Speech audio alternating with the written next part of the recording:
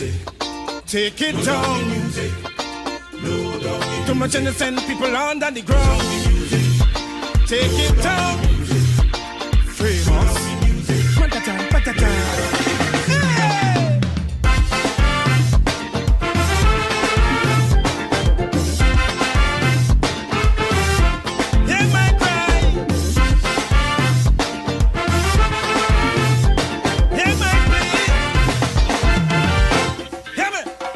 Evil music playing for some time now, and it have we dancing all kind of how. Now the height of the audio is polluting the air, while the stanzas in the verses igniting a fear. The only songs I am hearing are echoes from a gun, 'cause these criminals only killing people for fun. Seems like we have no love for one another again. Every day, blood flowing through the anti-trade. In high pitch, families scream out in agony. So it's plain to see, the volume is too loud for me. So I beg you, low down the music. Low down the music. Low down the music. I beg you, low down the music. All the senseless murders cannot stop if the music have the minds corrupt. Low down the music. I beg you, low down the music. It's like a demon roaming through wheel and possessing man to kill his fellow man. I say, low down the music. I beg you, low down the music. Take it down. Too much innocent under the ground.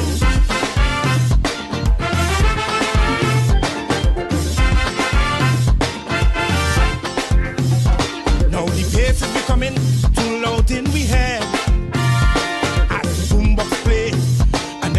Dead. And it's on the prowl and they don't really care. We own shadow now, giving us a scare. So many murders each day that we learn about. Crimes committed in the east, west, north and south. A mother and child, they were brutally shot to death, leaving relatives consumed with grief and regret. 3 were shot while I'm in Maloney. Meanwhile, our old first match in Central ended bloody.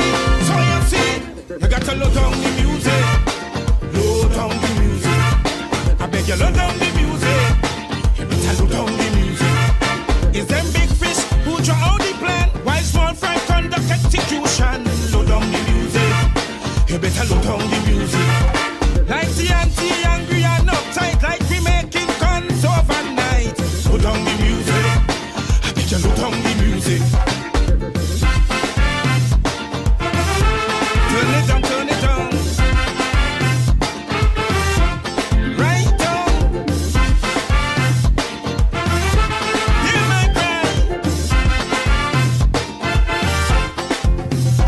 It's not songs that playing on music system. This kind of music causing heart-wrenching problems. This music is really that evil voice that we hear. Malfunctioning conscience, we allowing the devil to steer. Or is it family issues or peer pressure igniting? Cause I observe the wires and the youngsters overheating. Like they have amplifiers to increase the volume of rage. It's too much violence to use them display for their age. Noise pollution, tampering with the youth's brain cells, shorting their fuse and corroding batteries as well. But what the hell? You better low down the music. Low down the music.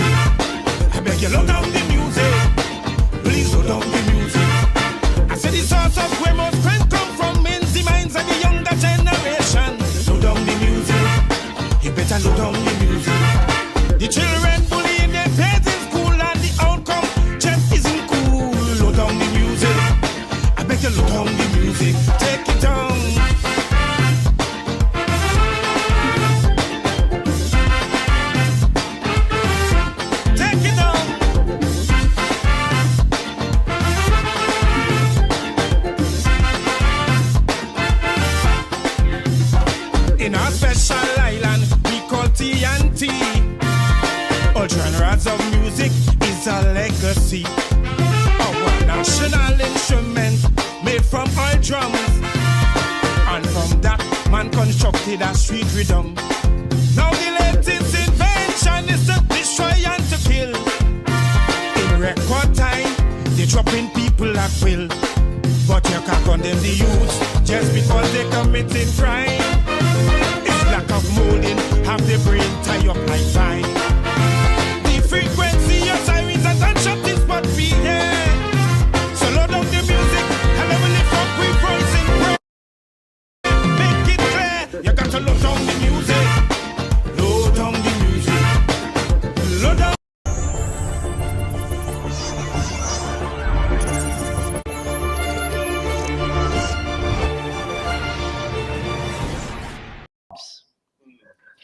Raising over 200 taxes and fees, strangling the private and household sectors, draining them of $40 billion annually. And, Mr. Speaker, callously taking away benefits from people at large, such as $1.7 billion of cash grants and $1 billion of year-end from members of services annually. Mr. Speaker, with the safeguarding of our democracy and our assumption of office in 2020, this PPPC government lost no time in embarking on the most ambitious people-centered transformative agenda ever implemented in our country's history. Teacher Pussy say if you tell a lie, you're going to hell as soon as you die. Why? In the short space of 4 years, sir, we have contained COVID-19 in the shortest possible time by conducting over 700,000 tests, administering nearly 1 million vaccines, and successfully treating 73,000 infected persons. Reopened the economy and put it back on a growth path, with average growth of 39.3% overall and 10.3% in the non-oil economy from 2021 to 2024. Reversed and reduced over 200 punitive taxes and fees, therefore reducing the burden on the Guyanese people that had been imposed by the APNU AFC. Teacher Pussy say if you tell a lie, you're going to hell as soon as you die. Why, sir? Moved excise taxes on gasoline and diesel, saving consumers $90 billion per annum. Created over 60,000 jobs all across all sectors of the economy. Granted almost 30,000 scholarships through the Guyana Online Academy of Learning and graduated over 8,000. Graduated 4,000 trained teachers and nearly 1,200 nurses, nursing assistants, and midwives. Trained 13,000 persons through the Board of Industrial Training, including over 2,000 heavy-duty equipment operators, 2,000 in commercial food preparation, 1,400 in cosmetology, and over 1,000 in garment construction. Distributed over 40,000 house lots and issued over 10,000 new titles and transports. And Mr. Speaker, We transformed the face of the country with public investment projects such as new highways, roads, bridges, schools, and hospitals, and private investment projects such as new ports, hotels, restaurants, offices, factories, warehouses, and showrooms, everywhere for all to see. Mr. Speaker, the contrast is as clear as day. And 2025 provides the Guyanese people with yet another opportunity to choose between, on the one hand, those who respect their will, serve them earnestly, and help improve their lives and livelihoods lastingly. Give you a slice of bread and I want you to walk and talk and tell the whole world, oh yes, but you know the PPP give me a slice of bread? Making fucking joke with you. Are you not gonna buy me out? Me don't take buyout. I want to see righteousness for this nation and things happening for people in this nation. Don't come selling people no dreams and got people living in no world. Don't got people living in no world. Show the people what you can do. Another thing, you know, the VP or the finance minister of this country, any one of them ministers could go in the pocket. Oh, they're so wealthy. They ain't got to wait upon. They ain't got to wait a budget cut. And they ain't got to wait upon the resources money for give nobody this 100,000. They could go in their own pocket and give this whole nation 100,000 each. With the amount of money I don't rip off this nation with. Yeah. Y'all ain't gotta get taxpayers dollars to distribute. Y'all can go in on your own account where y'all don't got hidden away in various accounts, and I can bring it out and give the whole. And on the other hand, those who defy their will, take away benefits from them, impose hardship on them, and destroy their lives and livelihoods. This, Mr. Speaker, is the very simple choice that the Guyanese people face in 2025. Mr. Speaker, the choice in 2025 is also one between those who have vision and those who do not. Those who have credibility and those who do not. Those who have competence and capability and those who do not. And indeed, Mr. Speaker, those who deliver on their promises and those who do not. Here again, Mr. Speaker, this is a simple choice that the Guyanese people face in 2025. Against this background, Mr. Speaker, Budget 2025 serves two important and related purposes. The first is to complete and in many cases exceed delivery of the undertakings we gave the people of Guyana in our 2020 manifesto.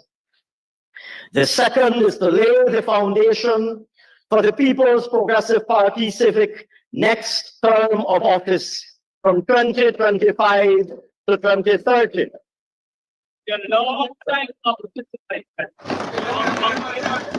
And indeed, sir,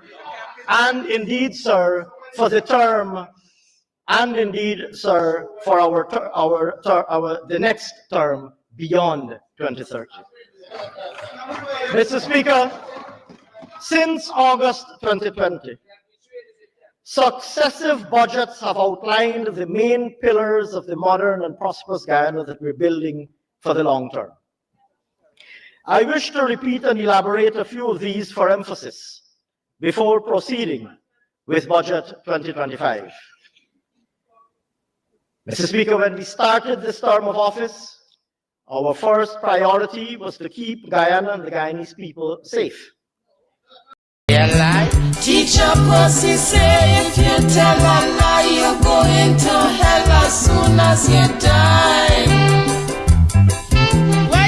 While this was originally said in the context of COVID-19, A responsible government's duty is to recognize that we live in a world that is beset by complex interlocking challenges. Whether the vulnerabilities originate from public health considerations or geopolitical development. Welcome to another edition of Voice of the Diaspora. Welcome to my viewers. A special guest is here with me, former Minister of Finance, Winston Jordan. He will join us to talk about the budget. We expect Mr. Jordan to drill holes into that budget.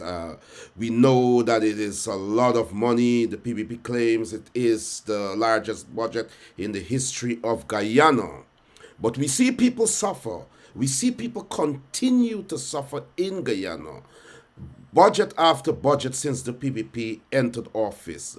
An expert is here with us who will take us through, in ordinary language, why the budget will not assure prosperity for the Guyanese people. Winston Jordan, former finance minister, and one of Guyana's finest economists, joins me now. Mr. Jordan, welcome to Voice of the Diaspora. Thank you, Norman. Thanks again for inviting me, and I'm happy that I was able to find the time to respond positively to your request Thank to you. join Yeah. the program today. Look, I know we had to take some time to hear what what I call the counter Minister of Finance had to say, so that our viewers can have an understanding of what they are saying and will better understand your contribution. People have tuned in and so on. This will be an interactive program after we would have discussed the topics. And then there will be an opening for people to call in and to ask you questions and so on. But I'm saying to my viewers, do not call in during Mr. Jordan's time of explaining on the different issues. When we would have concluded the different issues, the calls can come in and Mr. Jordan can choose to answer the questions. And so, Mr. Jordan, you have heard Ashni Singh there talking about this budget. Tell us a bit about what you think about that delivery there and what are your thoughts on the budget. Well, Norman, you put me through a lot of pain there listening, because that was the longest segment that I've listened to the individual. But I would say it was beneficial pain, because it actually allows the discussion today to have some context. Yes. And I know a lot of your viewers, having heard the one side, obviously wants to hear about the other side, Yes. essentially, right? Look, there was a situation that developed, as you know, in Guyana. We went through a lot of problems in the 80s with the oil crisis. And under the astute leadership of former President Desmond Hoyt, we were forced into an economic recovery program. That program was extremely tough. It resulted in, I would say, a very asymmetrical adjustment. And what do I mean? A large portion of the population suffered adversely, while a small segment, principally those in business, entrepreneurs, and so forth, got the major benefits of that program. Be that as it may, the economy started showing some life post-1990, such that by 1991, growth had returned to the economy in a fair number. It was still single digit. In fact, no period during the 90s, 2000s, 80s, no period was attended by any double-digit growth. However, 1991, we had a 6.1% return to growth. I think 1992, when we left government, I think the growth rate at that time was 7.8%. When the government came in October 1992, had their first budget in 1993, they continued the economic recovery program, and it began to show continue to show results. I think in 1993, the growth rate was about 8, but thereafterwards, the growth tapered off. In fact, at no time since the PPP government was in power up to 2015 was the growth rate ever higher than that they achieved. I think it's in 1993. All right. So he talks about lackluster growth under the coalition for 2015, 2019. History is always kind or unkind to those who seek to paint narratives that are not grounded in facts nor reality. All right. Now, between 1993, when it was their first year of full attendance to the economy, economic attendance to the economy, between 1993 and 1999, the average growth rate was 5.3%. Why I picked 1999? Because Janet Jagan exited in 1999 and the Oracle, Bharat Jagdeo, ascended to the presidency in August of 1999. All right? So between 1993 and 1999, the average growth for that period was 5.3%, buttressed by the economic recovery program in the post 2 to 3 years after we left in 1992. Because if you look at the series of growth rates for that period, you'll see the growth start tapering off after 1994. The growth start coming down, and uneven growth, including negative growth for at least 3 times that you would have seen in that period, resulting in an average of 5.3%. 2000 to 2009, which was superintended by then President Bharat Jagdeo, who also maintained the finance portfolio. Yes, he was president, but he also maintained the finance portfolio.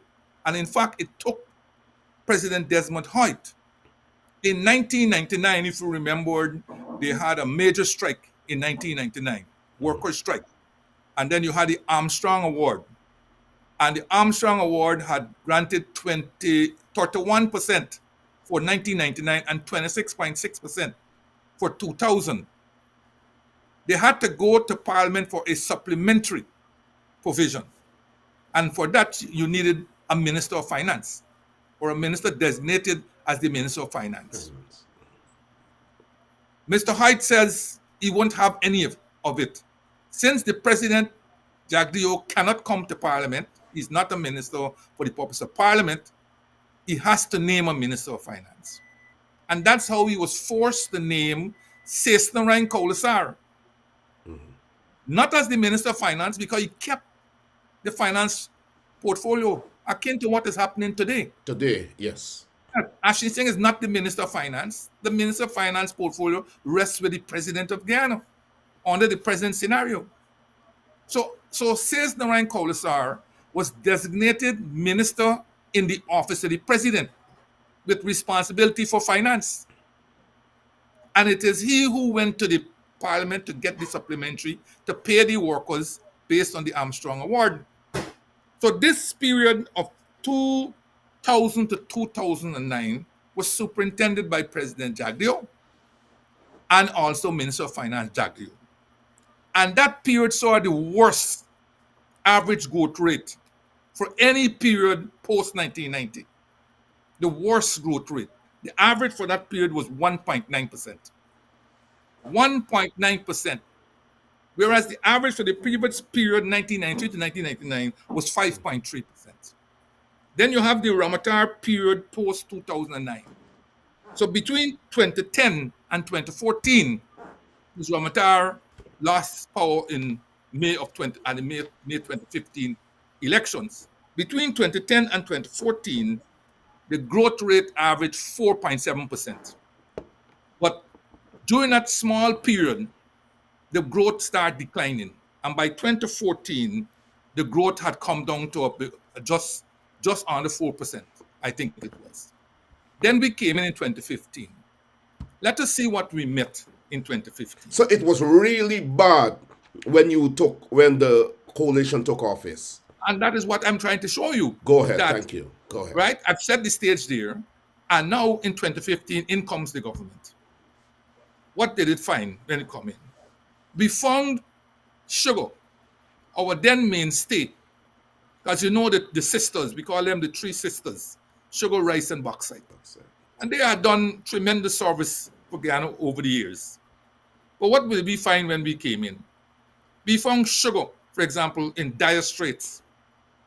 The workers had not been paid for 3 weeks prior.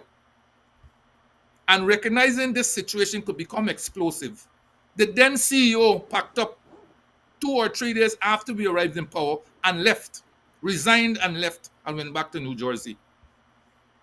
When we looked at the situation at GECOM was $90 billion in debt.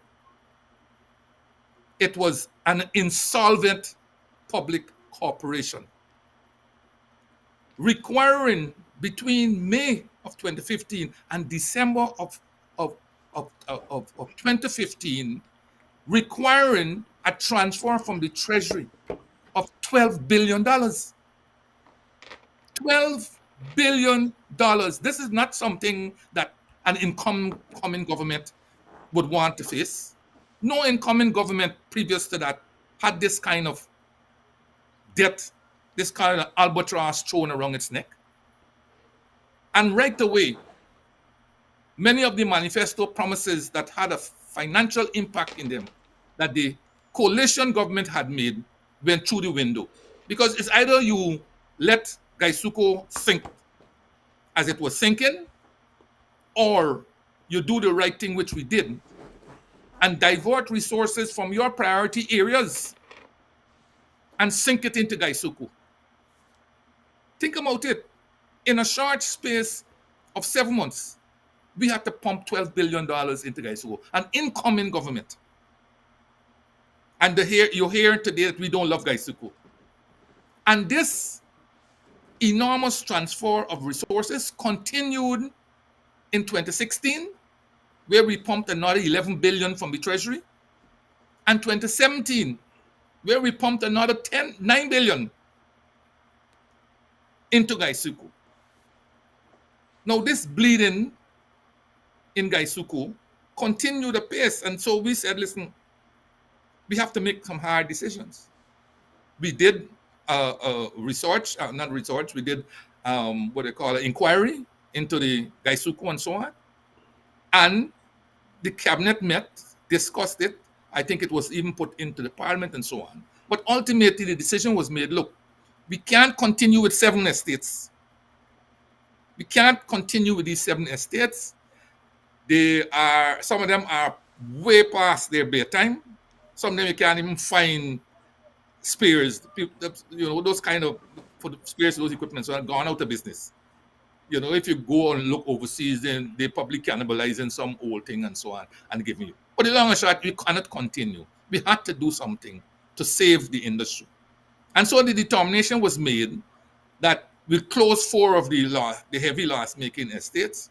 We'll work with the 3, and over time, seek to have these 3 produce 150,000 tons of sugar that will make them profitable, that will allow them to service the high value areas of European Union and United States market and CARICOM, while also doing the local market. Right?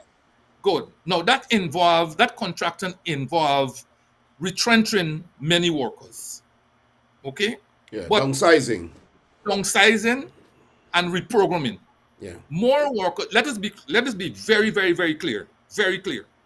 More workers were kept in the sugar industry in those 3 estates than were retrenched. Wow. Let us be very clear. Roughly 10,000 sugar workers remained in the industry for 3 estates, and 5,120 were severed. Not 7,000, because that is where I have a difficulty with Ashni Singh. Because for me, Ashni Singh is a cut, or is a cut above the rest academically. And he should behave in that manner. Ashni Singh has the study that was done by Dr. Thomas Singh, on behalf of the International Labour Organization. They recruited him to do the study on the severance and so on and the reorganization in Gaisuku. So That it study is was clear done- it was not a knee-jerk reaction by the coalition. It was well thought out. I just wanted our viewers to hear that. You can't knee jerk on a big and major estate like Gaisuku. The problem with Gaisuku that it is what in economics we call too big to fail. It's too big to fail. You know, it implies 17,000 workers. It got so much land. It got community works, drainage and irrigation, all these different things. You know, and so the bailout that we gave it was akin to what Obama did for the car industry a couple of years ago, right? Rather than allowing it to sink, and they're capitalists, you know, and he bailed them out, but he got back his money. We never got back any money from Gaisuku, right? We never got back any money from Gaisuku. So they're now with these three estates. Ashni Singh has the study that was done by Dr. Thomas Singh from the University of Guyana, and that study has a breakdown of the 5,120 workers who were severed. But they keep putting in the public domain 7,000 workers, because for them, if they back out of that 7,000, they're going to look like what they are, a bunch of liars. Wow. That is what they are going to be looked at, a bunch of liars. Okay? 5,120 workers. The only problem they could point to was the fact that these people were not paid their severance immediately. But this payment of severance fell upon the government. Gaisuku is an entity within its own right. It's a legal entity within its own right. It was for Gaisuku to find the money to pay, but Gaisuku don't have the money. Gaisuku doesn't have the money, so it then fell upon the government as the sole shareholder to pay the severance. Now, we were scrambling to find money to pay a $5.6 billion severance. It's not like today, if they fire all the workers, Gaisuku, they could find the money because they're swimming in oil money. Think about when we came in 2015. And that's the difference. But they made it into a political thing that actually discredited the coalition amongst the Indian supporters. Let me give you similar situations. Go ahead. In Trinidad, when they cut the Coroni workers, they were paid severance many years afterwards. They had to battle for the severance.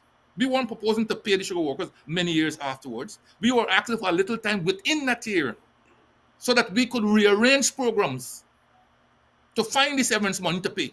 But they wanted us to pay tomorrow. No, today. You sever today, you must pay the severance today. In St. Kitts and Nevis, when I went to St. Kitts and Nevis in 2016 for an IMF meeting as a minister, when I was coming out back, I see the airport closed off, ringed off, soldiers and so on. And I asked somebody, what's going on here? They said the president of Venezuela is visiting, and he's bringing a package for them. You know the package he was bringing? He was bringing money so that the St. Kitts government could pay sugar workers their severance. They were severed many, many years ago. Okay. Many years ago, Barbados, when they severed their workers, they didn't have money to pay the workers right away. But they made this into a political situation, yeah. And they made life even harder for us to get the 3 estates that they have going and the 4 estates for us to be able to privatize those 4. They made life live in hell to such that many of the buyers that we had lined up for those estates backed out because of the threats and the hostile environment that had developed in Guyana in 2019. Yeah. Right? They backed out. Right? They weren't really concerned about the sugar workers. They were concerned about political currency. They wanted power, and they used that as a weapon. Absolutely correct. Absolutely correct. So that is on the sugar. There's much more to talk about sugar, but that is also sugar. What else did we find? As soon as we came in, Venezuela ratcheted up. Suddenly, they had a good thing going with the former government, the PPP. A good thing going, right? It was so good that at one time you heard Jagdo saying that he was considering Giving them a piece of giving them Essequibo. a channel out Yeah. to the sea. Yeah. That is how good they were. You know why? Because Venezuela had given that government a super agreement as it related to rice, Okay. right? Where they had given them a super agreement where they were able to supply rice at a phenomenal price to Venezuela. And you know, good price, it will call forth supply. And Yes, so the certainly. farmers then went and they take loans from the banks and they brought more lands under cultivation, many of these marginal lands. Rice farmers were planting rice on dams and all this kind of stuff. Then when we came in 2015, and with Chavez out of the scene and Maduro, his lieutenant, take over, Yes. he began now to ratchet up. He began to ratchet up on Guyana. And by August of that same year, Venezuela abrogated the rice deal, meaning that the deal would have ended that year. When I went to Venezuela in August, they told two PPP ministers that they were not going to take any more rice from Guyana, that they had found alternative markets. And one of the alternative markets that they did let us in was our neighbor Suriname. They said that, but the PPP never made that known to the public. And I have the minutes up to this day with the PDVSA people telling us that they had indicated to the previous government before that they would not take rice anymore from Guyana.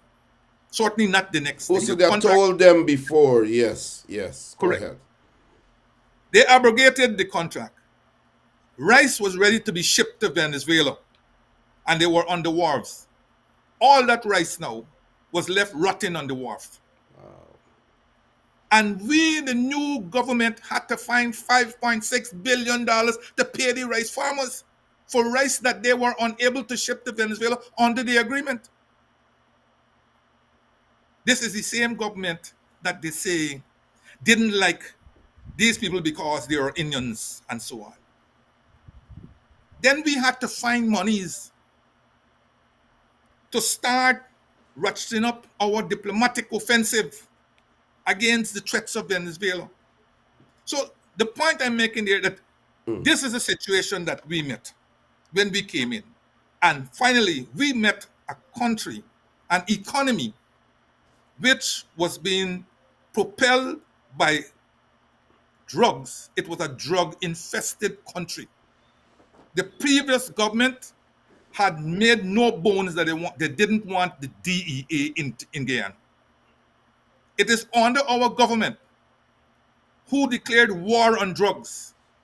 One of the first moves that we made was to bring the DEA, to tell the DEA that they could establish in Guyana. Yes. Right?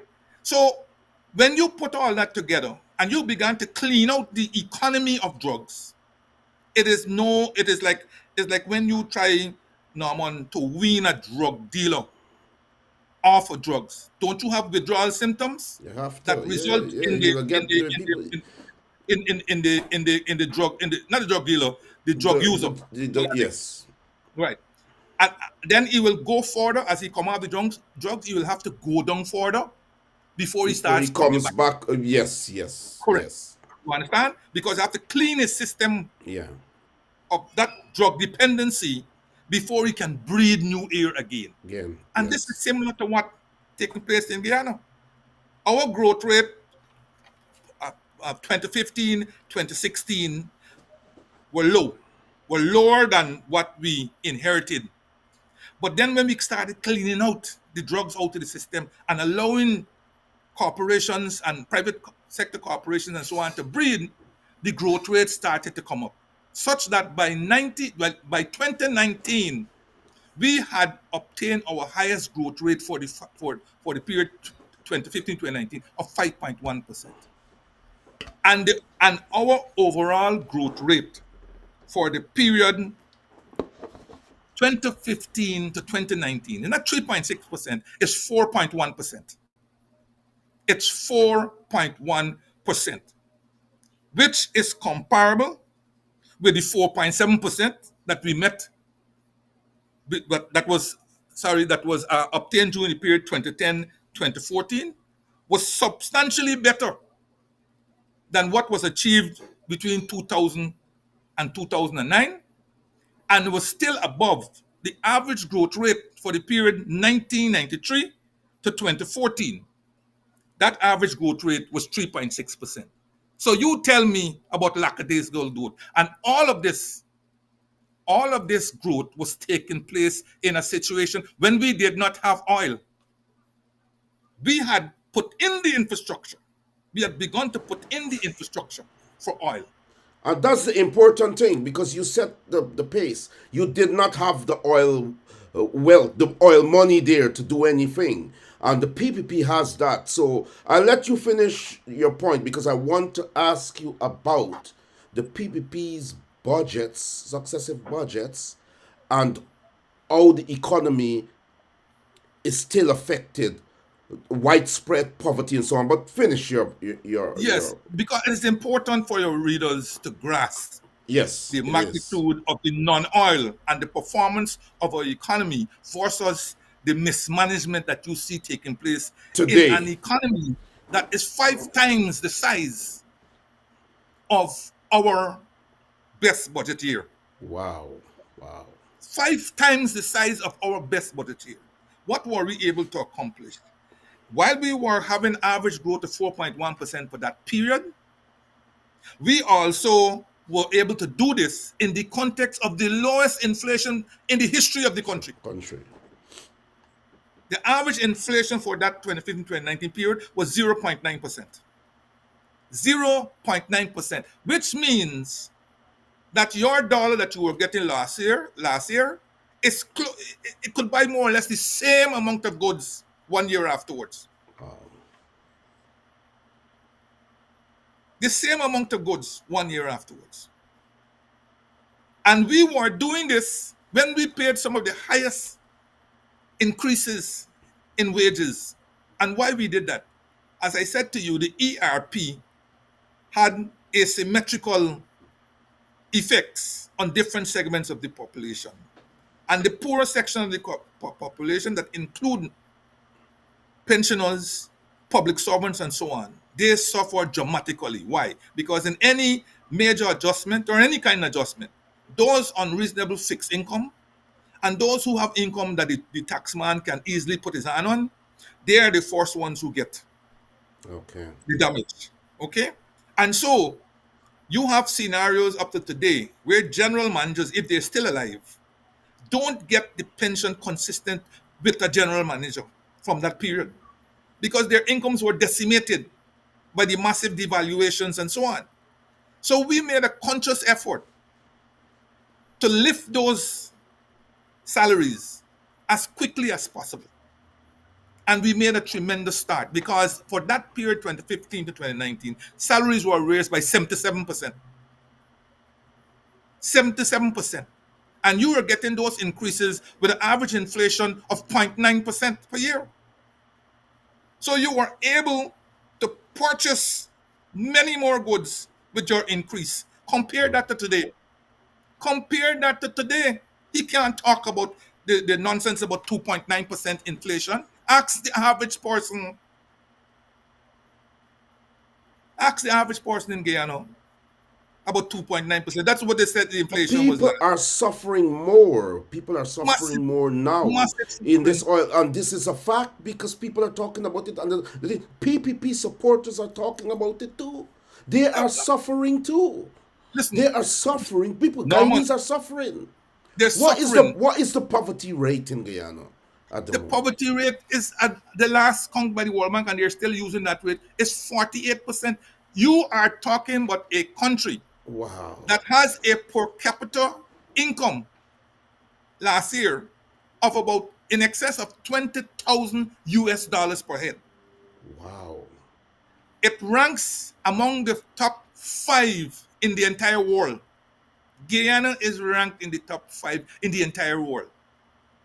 And I think it's second in the whole of South America. Yes. Per capita income. Then you hear that as a stranger come from Mars, or as or as a non-Guyanese returning from, say, for holiday, coming out of holiday from England to Guyana, you say, oh, wow, these people got 20,000. Oh, God, they got more here than us here. And when you arrive in the country and you take your journey from Teddy Jagan Airport, coming down into Georgetown, and you move out in the countryside, and you seeing this wallow of poverty, Poverty. right? Yeah. With the people living in shacks, people living on the sea dams, and all kinds of story. No proper You said, toilets, no nothing. Yeah. It's this going is on not now. fair. Yeah. These people told us that they have 20,000 US per head. How come we not seeing this? If you talk about 20,000 US per head in United States, okay, you'll go there and you'll see a bit of poverty and so on, but you will see development consistent with what they're saying. What they're saying. Yes. Yes. But here is why. You know why you having this? Because the economy is inflated by petroleum. It's inflated. The figures are inflated by petroleum. Now, here's your problem with that. According to the PSA, which is the agreement that we made with them, Guyana only gets 14.5%. We get 2% royalty, and then we get half of 25%, Okay. which is 12.5, 14.5%.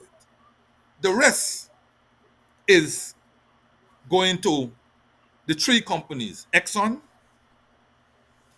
Hess, and CNOOC, the Chinese company. The Chinese company is CNOOC. So, even though your GDP, because the oil is being produced in Guyana and gross domestic product is goods and services produced in the country in a period, usually 1 year, so you have to count all the oil. The question is, roughly 88% of that does not belong to Guyana. Wow. Does not belong to Guyana. So when you now pull out that and you deal with what we call the non-oil growth, it's a different story. Hence your 48% poverty. Hence your 48% poverty. And So you're saying the PSA is lopsided? Extremely lopsided, right? That is it has an ongoing debate right now in Guyana. But I in all conscience say that there's a valid reason for it to be renegotiated. Negotiated. In fact, the deck was heavily stacked against our negotiators at the time in 2015. Okay, heavily stacked against us. All the knowledge about what was there in the seabed and all the surveys and everything else was in the hands of Exxon. Okay, Exxon also knew and took advantage of the fact that we had this huge border problem with Venezuela. With Venezuela, yes. And a Correct. lesser extent Suriname. Correct. Suriname would not have been out of the picture because what Suriname does is that they essentially wait for Venezuela to make the grand move, and hope that they could piggyback on that situation. Yes. Right? Yes. People think that it's only Venezuela we have a problem. We have a problem with Suriname too. And only a couple of weeks ago, they were making noise about us trying to invest in health in a health center in what is called New River Triangle, which is part of Guyana's territory. So we can't discount them. So yes, they put all those factors in, so the deck was stacked against us. Also, at that time when we had signed the PSA, the discovery was somewhere in the region of about 3 billion barrels. Today, that discovery ranges anywhere between 18 and 30 billion minimum barrels of oil. Don't worry, the 11 billion they're telling us about. Up to last year, according to the Minister of Finance's budget speech, there were 5 more discoveries which were not disclosed to Guyana. We only learned that in the budget speech. But all you had was a bland sentence saying that there were 5 discoveries last year. Nothing else has been reported on it. But Mr. Okay. Jordan, it is factual, because a lot of people say this to me, and I'm talking about ordinary people. It is factual that under the coalition government, people were not suffering the way they are That's correct. suffering today, Mr. Jordan. That is You know correct. what is the other thing young people are saying to me? That under the coalition, people felt so safe and secured. The, Norman, the that is police what. force That's had right. to respect citizens. That's right. That's right. So That's I, right. I don't understand why. And when we get to the next topic, we will discuss the social Yeah. and aspect of No, it. no, But no. I You. want to reinstate this point, because it is true. Under the coalition government, you saw something after 23 years of PPP's hegemony. You saw a complete transformation of value for human beings, and that was within 4 years. That's right. It was like a veil that was lifted off the country. The, We had a the massive people, cleanup. the, Georgetown was so stink. Georgetown, the yes, capital, was so decrepit, so stink. And we had a yes. massive cleanup that was all embracing, right? We didn't have to coerce people to wear the green short to come out. But There was an crime had outpouring dropped. crime. When I was walking around during the 2020 elections, I met a guy, some people, and we were discussing and so on. And they said, you know, we can give you another chance, but you're gonna do more for us. I said, listen, one of the best things we would have done for you is the fact that you are actually standing up here talking to me. Exactly. Because in the period that we left behind, you would have had to go be in your home by 5 o'clock or before. Yes, yes, Police yes, stations were locked up with padlock in those days, and you yes, couldn't go and report yes, any crime. yes. They locked up the police station. You couldn't go and report any But crime. it was worse than that, Mr. Jordan. It was the Yes, I worst know. aspect in our history. The violence, the murders, the drug, Yes, government connection, the no yes. justice of people. And Anywhere between 400 and 1,400, mostly African Guyanese of it's African descent, true. It's disappeared true. during that Yes, period that we yes, call the yes, Troubles, yes. right? And And the these were PPP is documented. trying to deny that. Bar Jagdio Yes, is trying to deny. yes, Here you have a former minister of finance, a man who was up in government. It's not somebody come off the street politicking. This is someone who knew what was happening. It was and not nice, Mr. Jordan. it wasn't nice. And what is the amazing thing is that finally, when resources have come to this country, finally, in our 5 years, 2.5 months, 2015 May to 2020 August, we would have had available to us, one trillion $347 billion, the whole period for spending, for which we were able to do all the things that we are done. That's I, throughout the 5 years. throughout the 5 years. I must indicate to you also, in And addition they to have that now in 1 year. in Go fact, ahead, go ahead, go ahead. yes, Go ahead. in fact, their 2025 budget, which is 1,382 billion, is more than the entire amount that we spent for those 5 years Five and two and years. a half. I'm glad you made that clarification. Continue. Yes, you know why it is obvious? Because some of the I want to use a nice word. I don't want to Yes, yes. say No, you that, say that what you was want to say on this program. You got that the was latitude. that was platitudinously said in that budget speech and read by that minister, needs to be borne in mind by those. And happily, the more people I meet and they are able to understand in the simple way they said I put it out, is the more they accept that they have been robbed over the last 4 years, given the magnitude of the money. They didn't understand the magnitude of money that had come to this government. If you include the budget for this year, they would have, and they spent, let me assume they spent all the money, they would have spent in between 2020 and 2025 $4 trillion 600 plus $4 billion trillion. dollars. You serious? I'm And, serious. and people are in that condition in Guyana. That's right. Right? Because it's a transactional government. It's not an inclusive government. It's a government Okay. that believes that if you spend more, you will get more. But to whom? To their favored friends, families, and so on. So on. Yes. Because the bulk of this money is being channeled into what they call infrastructure. Infrastructure. Now, the country, as we well know, has a dire need for infrastructure. Yes. We know that. We know that. But any fool will tell you don't have to study economics. He will tell you that if you force feed a child, you will see the results. They'll vomit it out. Yes, yes, yes, yes, yes. And any fool will tell you, take small bites.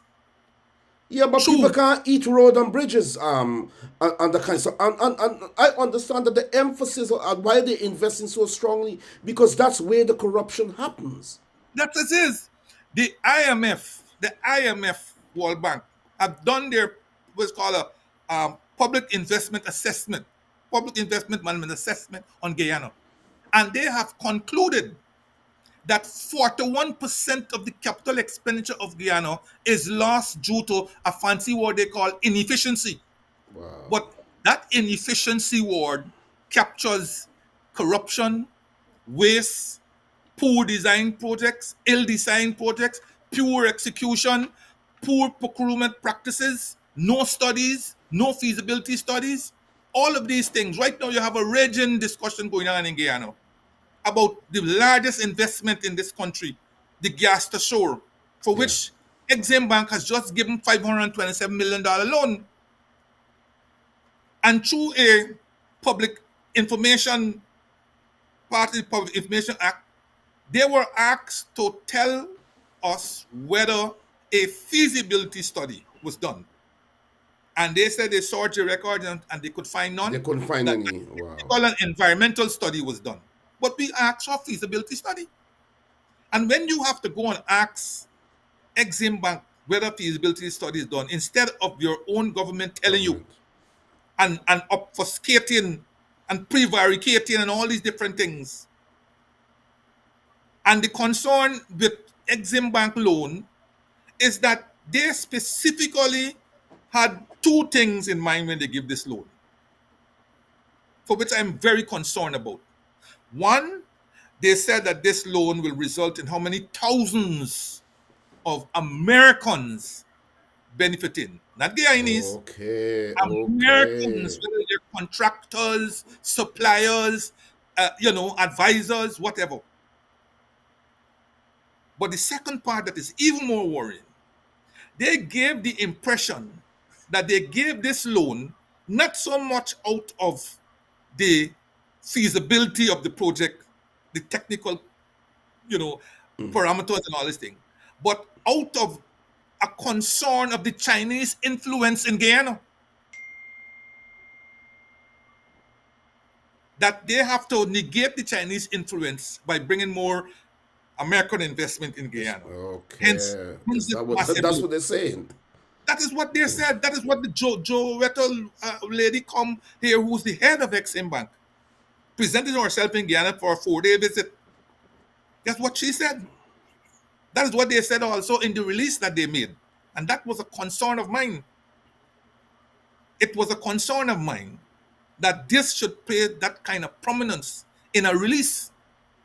It's not that the project was sound environmentally, sound technically, sound on the feasibility ground and so on. Is that it will bring so many jobs to Americans, and that it was to offset the rising influence of the Chinese in Guyana. You see what I mean?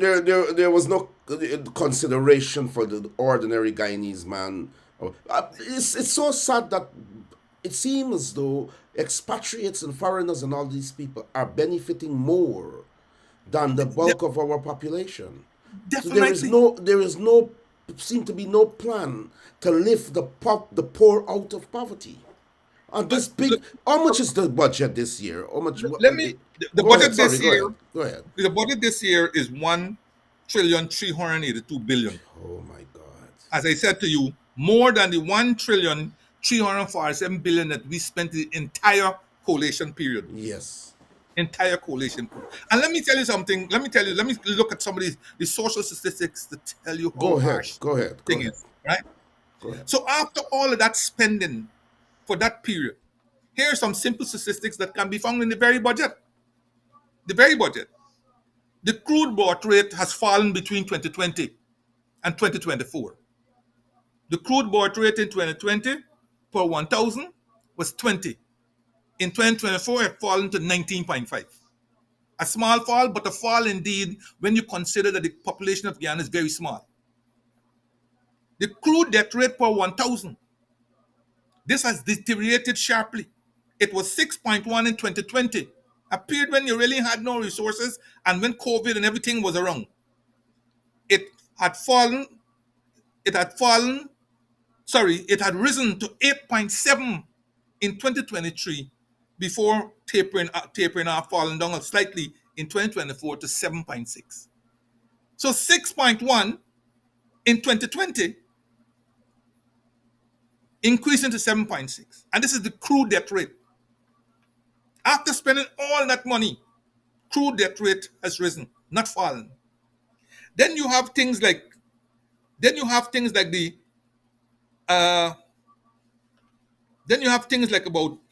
about the nurses, right? Nurses per 10,000. These were 27.6 in 2020. And these had fallen dramatically to 20.8 in 2024. The UK among countries are the beneficiaries of this fall in nurses from Guyana. Our nurses are leaving in droves and going to places like the UK and the Caribbean and Canada and United States and so on. This in a situation where you have some of the largest budgets ever But in the that history is of the disgraceful. It is former Minister of Finance. That's disgraceful. They have such a big budget, and let the ordinary people understand the reality.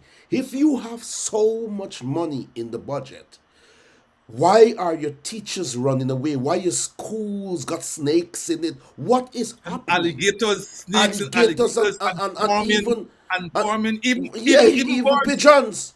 even pigeons, even But pigeons. life as a way of exposing things. Providence as a way. People got to understand. The coalition Norman- never had that money. Go ahead, sir. Go Here's ahead. a startling statistic Go to ahead. rouse your conscience. To rouse your conscience. They say when you don't treat certain categories of people, babies, old people, and we used to say drunkards because Yes. when Yeah. they're drunk, we used to ride the bicycle and the bicycle used to carry them home. Kind of home, yeah. Yeah. Go ahead. Listen to this. We have nutritional status of children under 5. Nutritional status of children under 5. Let's show how our children going hungry. Severely malnourished children under 5. It was 0.1 in 2020. This is the coalition period. 0.1 severely malnourished children. At least they're getting food, they're eating. Almost But now. by- Yeah. But Go by ahead. 2024, it had gone up to 0.5. We're talking here about severely malnourished children In an oil-rich economy in an oil-rich with country. massive budgets. Those who are moderately malnourished moved from 0.5 in 2020 to 1.4 in 2024. These statistics are trending in the wrong direction. Yes. Instead of all this money that is being pumped. But people don't understand something carefully. Let me read the last one for you here. Overweight as a percent. Overweight children as a percent, those are under 5. 0.1 in 2020. 1.5 in 2024.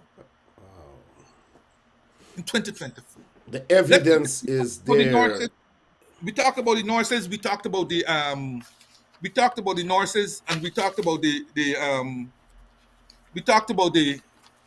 nurses. We talked about the children. Here are some stats Yes. also about teachers. Go ahead. Go Teachers. ahead. Go ahead. Teachers. You got time. Go ahead. Only 28% of teachers in Guyana have a first degree. 28%. So we still have a large number of teachers. As we used to say, when you get subject and you go on and you can't find work, you say, man, let me go and teach at my old school or some other school. You understand? But only 28%. This in a situation where they claim that their gold scholarship, you remember in that thing there, he talked about gold scholarship, how 23,000 persons were exposed to gold and how they were able to graduate 8,000. You heard him say that, right? Yes. We just played that. Yes. I like to call it goal. Goal is spelled Goal, right? But I like to call it GAOL. And that is pronounced in English as jail. The jail project. That is what they have here. Because they are graduated, there's a number of questionable institutions that are being given huge sums of money to carry on questionable projects and graduating a whole set of people with questionable certification Yes. that can't stand the test of time.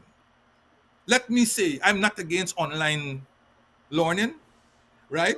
Because back in the day, I remembered way back in 1974, I myself, I just come out of school, I'd done science subjects and so on. You know, I wanted to switch over to business. And while I was at home, I had applied to LSA, London School of Accountancy. It used to be in the papers all the time. Yes. And to do what they call bookkeeping at that time. I think the first part is bookkeeping, then you go over to accountancy and so on. And that was thing. It took a long time because you have to wait on the regular posts and all this kind of thing, and you have to write the exam and you have to go by the. But it's better than going to the University I flood. Because then when you got to go and write the exam, you have to go to the British Council. The British Council I think was in the street and so on, right? When you have to write the exams and so on. But what you having now, right? In many of these places where the quality control is a big problem. Wow. A big problem. You're talking about graduating 8,000 people, and you can't show me a trace of study of where these 8,000 people went and what has been the performance. But we continue. Teachers. I hear some of those people weren't even trained, and they're putting them in schools now. They don't have a clue what they're doing. And that is for political reasons. Giving them positions, executive positions on boards and all kinds of stuff. And the people don't even know what's the foot from their hand. This is being said by people on the program yesterday, people across Guyana. Yeah, you see? Only 25% of primary schools have computers and computer labs. 25%. Look at the money you got. Only 25% of the people. They had a disastrous rollout a couple of years ago of some one laptop for family program. I remember that. A large number of the laptops were stolen, and in any number of the other laptops did not work. And that was huge sums of money that went down the drain, because I think it was loan money that paid for them. Huge sums of money that went down the drain. Only 25% have computers or computer labs. Only 26% of students attain grades 1 to 3 in 5 or more subjects at the CXC. That includes maths and English. As you well know, our CXC is equivalent to GCO level. GCO level in England that we used to do back in the day. Okay? And to matriculate, you have to have minimum of 5, with grades 1 to 3, which are the passing grades. The rest of the grades that they give you, those are for reference, nothing else. Passing grades. And what we're saying here, only 26% of the students who write the exams, which thousands, every year thousands write these exams, and only 26% matriculate. That is, they get 5 and more subjects. Education has fallen to, oh my God, but the question I want to ask you, Mr. Jordan, where is this money going up from 2020 to now? Where is this money going? You know why that question that you're asking, while it has great validity, is because this government is wedded on bigger is better. That is why every year you hear the biggest budget ever. They're not wedded on quality. Yeah. They're not wedded on outcomes. If they were so wedded, they will figure out what is the problem, how can the problem be attacked? Because it doesn't have to be attacked with more monies. It could be a systems adjustment. Yes. It could be a method adjustment.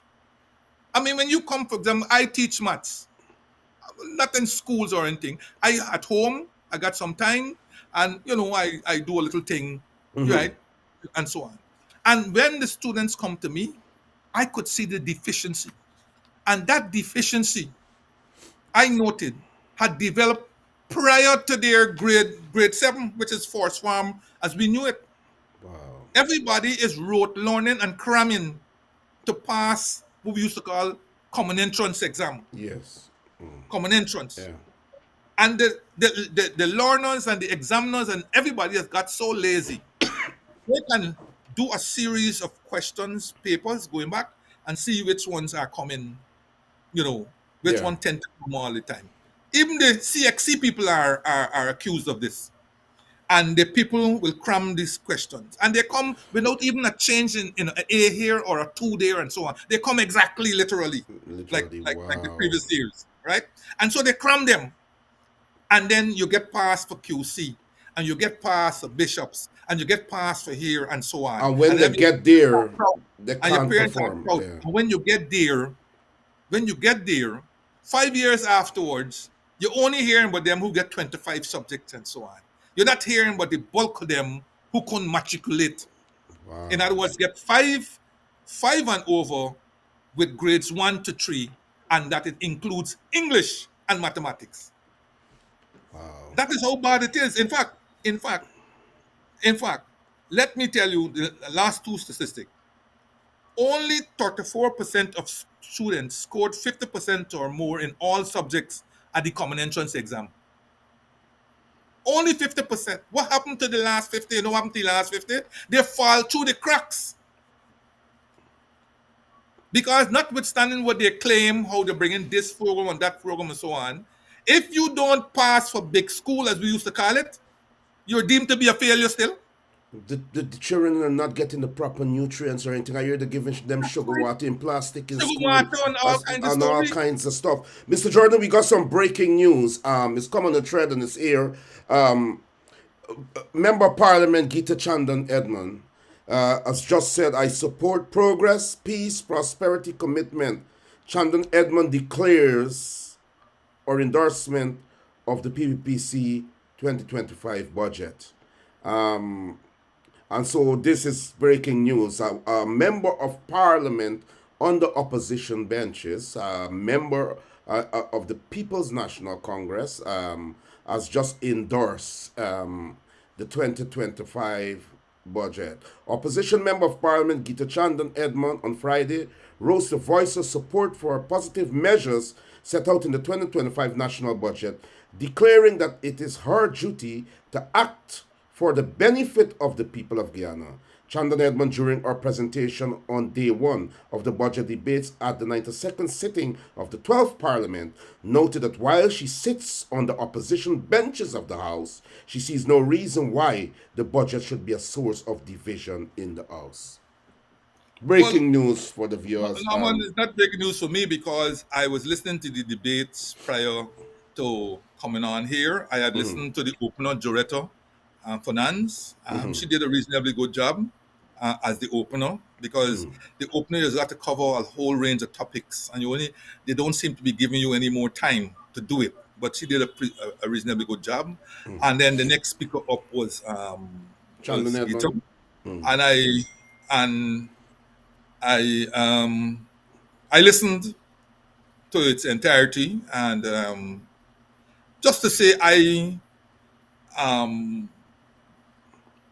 was wondering whether I was listening to an opposition member of parliament as opposed to a government, because Yes, as a government yes, as a yes. government member of parliament, she would have done wonders in the presentation In the that presentation, she I made. get your drift. Yeah. But we will talk about those things within the context of our discourse, our next topic. We will not Uh, uh, uh, we will uh, not talk about those things simply because they don't rise to No, the we will what talk we about we'll talk about the opposition politics, and this is because I don't really want to interfere with the budget discourse in the moment, but we have to talk about it is there on the cards. We have advertised that we have to talk about the role of the opposition at the moment, because here is where we are seeing for the first time so many people, you know, kind of jumping ship, so to speak, from the opposition under particular leadership, under particular leadership, and so on. And something has to be wrong. And so, but therefore, we'll talk about that. But let's finish off on the budget. And I know that you have more to say.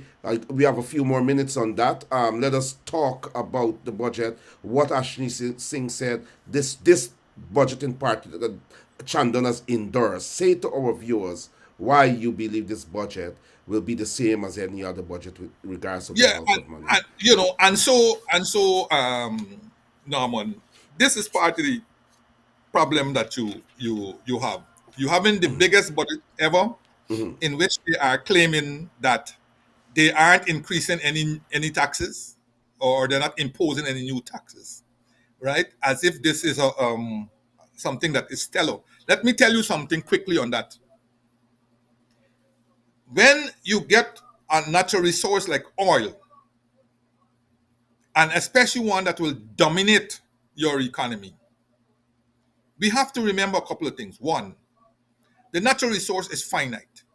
In our case, it is expected that oil will last about 20 years, right? 20 years, maybe a little bit more than that. Okay?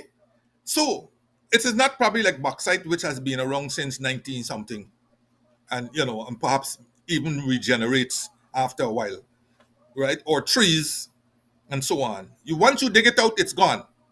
It's gone for thousands of years until it could regenerate and so on. So you have to treat these revenues not as an integral part of your budget, but as windfall revenues. How you will treat with windfall revenues, which is it come in, we didn't expect it, it comes in, and therefore we could do a set of things that we could not normally do with the regular budgets. Okay? Instead of us doing that, we are treating petroleum revenues that we earn as an integral part of the revenue stream.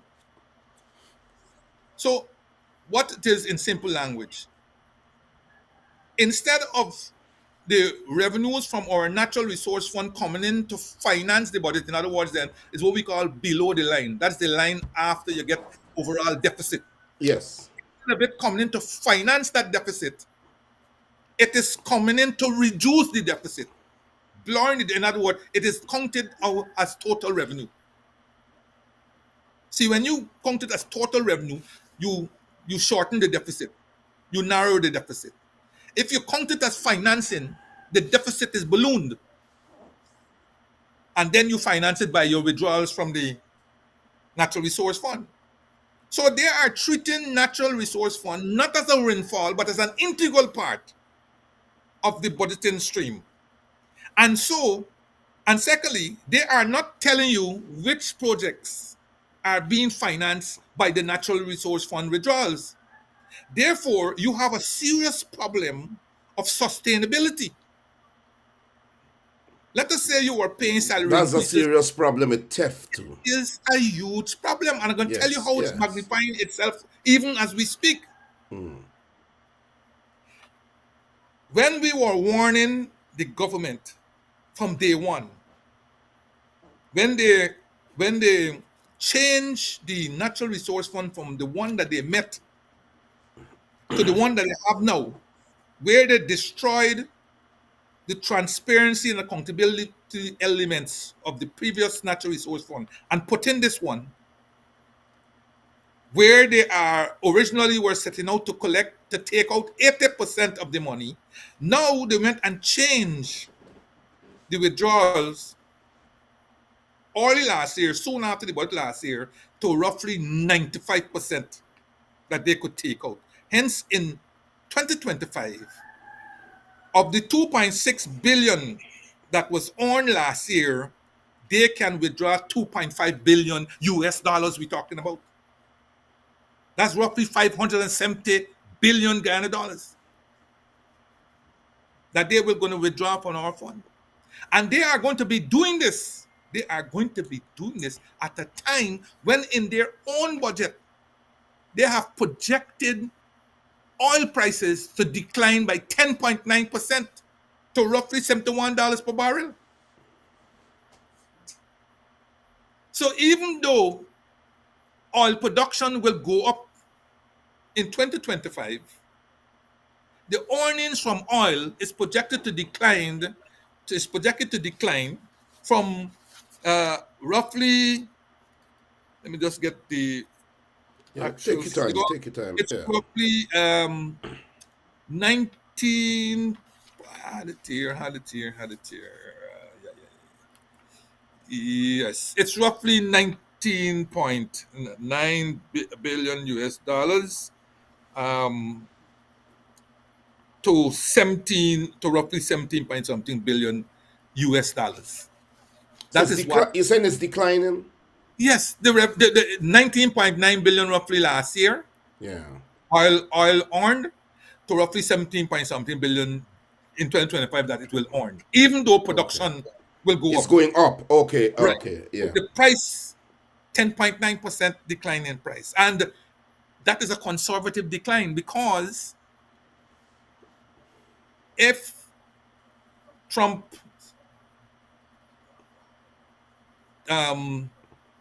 admonition to Putin to done the war with Ukraine, and let's say by mid-year they are able to come to some ceasefire, or even before, then that will reduce tensions, and it will obviously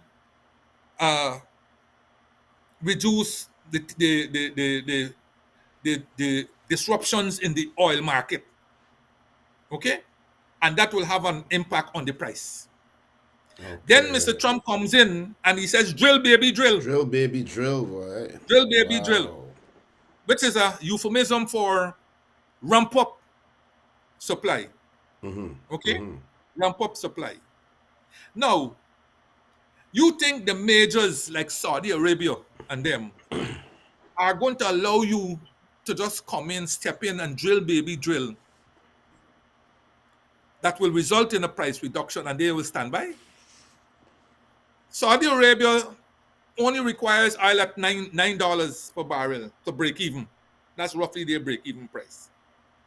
So even if price is $71, they are well above the curve. However, when you say drill, baby, drill, they can reduce prices even lower than $71 Yes. to affect your ability to invest Yes. in new oil production. They can do that. So I believe they're running out to Saudi Arabia maybe to cool down things and so on. But there's no way they are going to sit back and allow you to overpopulate the market, oversupply the market, and dramatically reduce price, and at the same time have a long-term impact on supply, while they have all that oil sitting down under the desert. And if Iran and all these places come back into the fold, and who will obviously have to rebuild their economies from all these wars and different things that they've gone through, Libya and all these different places, when they start putting that oil out there, what happens to Guyana? What happens to Guyana? That's the question, yeah. What happens to Guyana? And so if you are draining the natural resource fund at the extent to which you're draining it, what will we have when the rainy days that are sure to come? What will we have in place? What will we have to show? A bunch of hodgepodge projects, some projects that nobody is can be confident about. Mr. Jordan, They're people just believe still that they're they're just stealing the still they're money and still putting it into their own use. and They're yes, taking the people are saying that natural resource fund is going into PPP officials' pocket, is not coming out to really do anything. and in an election And they year, said that this it turns this out to be a slush fund. good, and this budget they're saying it's a blowout, because the people are saying yesterday on the pro, people are saying that the budget is so big, it's a blowout. Is money being stolen so that if they lose the elections, they got No one. people are the ordinary people are talking. It's That's two kind of points you sad. raise. 2 points you raise in there. I will quickly point to. Number Go one, ahead. you already indicated that you don't have the skill set to implement the previous budgets, but every year you're ramping up the budget even But more. ramping it up, yes, it's a You're hustle. ramping it up even more, creating more problems on human resources and physical resources, because it will have an impact on things like sand, stone, and all these kinds of story as you ramp up infrastructural projects. It will also have an impact on the environment, Man, yeah.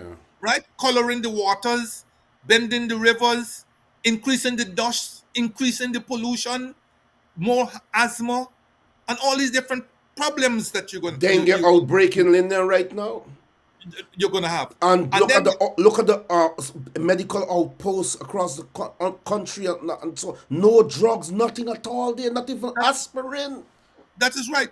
And the other point that you raised in the comment that you made just now is the one where you absolutely are correct. They are putting these products out there. Many of them they know not feasible. Many of them they know is one-off. That if they lose, it is the incoming government that is saddled Yes. with them. And let me give you And they're going to use that as a political tool to say you're not performing and try to get you out again. Let me give you 2 quick examples of that. When we came in 2015, we met a cabinet decision that was in place that suggested that the Because We Care cash grant was a one-off program. This is one of the making a lot of noise that how we remove and so on. We didn't remove any Because We Care cash grant. The Because We Care cash grant was a hoax played upon the government to prop up a sagging Ramatar presidency at the time. Okay. You remember in 2014, I think it was, Parliament was prorogued to avoid a no confidence motion in Ramatar's government over the Amalia Fall story. You forget that? No, I remember that. I remember that well. So they came up with the Because We Care cash grant that was executed somewhere around October, November, December of 2014. And they made it visible so that they didn't go around to the schools and so on. They had people lining up in long, long, long lines in front of Western Union and so on to cash or to collect the money. But it was meant to be a one-off. They then appointed some 1,500 CSOs, community service workers, in the hinterland areas to do political work. Yes. To do political work. When we came in, we stopped the program. And we invited all of these people to join a genuine one-year program. Yes. In which they were going to be paid Yes. stipend. And when they finish the program, they will be paid another accumulated stipend. But they use that as a rule to say how we got rid of the CSOs. But the CSOs were there doing political work. They were doing political work, yeah. And they're back there doing political work. Yeah, it's sad. Being paid by the government to do political work. And so this is the whole story that you see banking up here. But let me tell you something. I believe, and I have been saying this in every program I went to, that there must be some law that stops a government in an election year from initiating new projects, especially substantive new projects. And we have several of them in this budget. You have the quarantine, 5 billion set aside for quarantine river bridge. Who cares about the quarantine river bridge? And this is a bridge where half of the financing is supposed to come from Suriname and half is supposed to come from Guyana. Guyana is in a better position to get its half. But Suriname is in no position to get their half of the massive financing. But yet still you have in this budget $5 billion to start the Quarantine River Bridge. Then the government they're going to use 2 billion they're going to justify a 2 billion, but the 3 billion is going to go into people's pocket. This is what is happening, and it is not right because someone said that Minister Jordan, former Minister Jordan, someone said that if there's any government, if they were looking after the people properly, and the thief a little thing on the side is human nature, but the people are looked after, the countries look after, people would not be bothered too much with them to go after them like that. But it is my opinion that this regime is a blatant regime, and these people are really greedy, like they feel that they own the country, they own the monies, and that is because many believe that there is an opposition in and out of parliament that are not doing what they ought to do. But let us wrap up the budget talk, so I'll allow you to... Go ahead. Hello? Uh-huh.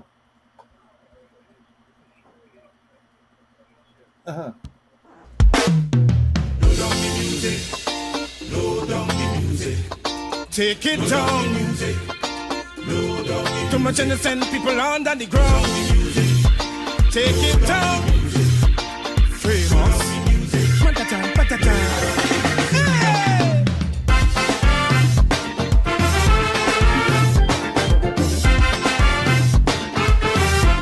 Hear my cry. Yes, Yes. Mr. Jordan, go ahead. Yes. So what you said was absolutely correct. That all these projects, whether the Quarantine Bridge, the Borbies Bridge, money's in there for the Borbies Bridge, money's in there to start widening and expansion of the Quarantine Highway, money's in there, imagine, to build a new terminal for the Cherry Jagan International Airport. Nobody's seen any study or any sort of thing. Nothing. You have nothing large at all. sums of money that have been put in there to start new major projects. And this should not be, because now they're saddling a new government with all of these projects and with hard decisions as to whether to continue them because money has already been poured into them, or whether to mothball them. They are saddling a new government with priorities that should not be or would not have been a part of the priorities of the new government. But you have to clarify for the people, because you don't want to hear tomorrow that you said that the people of Quarantine don't deserve a bridge, and the people of Borbies don't deserve a bridge, and so on, and it's not necessary, because during a political period they can say that to people, and people run with it and say that they don't even care for us. If they're going to power, what are they going to do? Totally, so you have to be careful. I totally agree with what you said now. So you have to clarify it. Notice what I have said. Good. I didn't say these projects may or may not be required. I'm saying, and let me make it very pellucid, that in an election year, maybe legislation should be put in place to stop an incumbent government from starting new major projects in an election year. Yes. And that will remove the electioneering gimmick. Okay, clear. Now clear. you clear. can put that in your manifesto and say, in our next round, if you give us another chance, if you give us another 5 years, here are what you can expect. You can expect a bridge across the Quarantine River. You can expect a bridge across the Borbies River. Got you there now. For which we have maybe initiated the studies already. Ready, yeah. You can expect a new terminal at the TGIA, for which we are in discussions with X, Y, and Z. But to put major financing like 5 billion, 7 billion, 9 billion into budget, a final year budget in an election year, must raise cause for concern, not for the incumbent, but for all those who are against the odds notwithstanding all the advantages that the incumbent has, that the people who are now trying to get in, they are at a total disadvantage. Total disadvantage. Because how can they say, that we will put a bridge across the Berbice River when the incumbent can say what they're talking about? Look, we got $5 billion already. We starting it. Whereas they said they're going to put it. You see the kind of disadvantage? That's the only context within which I have think, and I thanks for understand that now, and I know my I- viewers will understand that. So let us Exactly. let us wrap up on the budget. If there's any more important thing you wanted to say about it. Yes, on the measures. Well, all of the measures. Let us put it this way: half or more than half of what are on the measures aren't new measures per se. These were things that had been done as far back as 2020, as far back which have reappeared on the measures, not on the reminder or something that we did this and so on. They have it under the 2025 budget measures. Removal of freight or reduction in freight and all these kind of things. But it's the two or three things that are substantive are really alarming. First thing is they set aside a $5 billion to give 500,000 people or thereabout a $10,000 voucher, health voucher. Now, why are you giving a health voucher in a year when you say 12 new hospitals will be completed, plus a specialty hospital for women and children down at Ogle? Why do you have to give a voucher? Because a voucher can't be tenable at a public But institution. they are also saying that they're giving every pregnant mother Yes, $100,000. that is also, but it's a In an one-off. election year, yeah, it's an It's a election year. one-off. It's It's a an election one-off. year. Again, you go on with election year. Then they up the threshold. They up the threshold for $130,000. But the minimum wage, my friend, the minimum wage with the 8% increase that I had agreed with the unions since last year will only carry the new minimum wage to about $102,000, $103,000.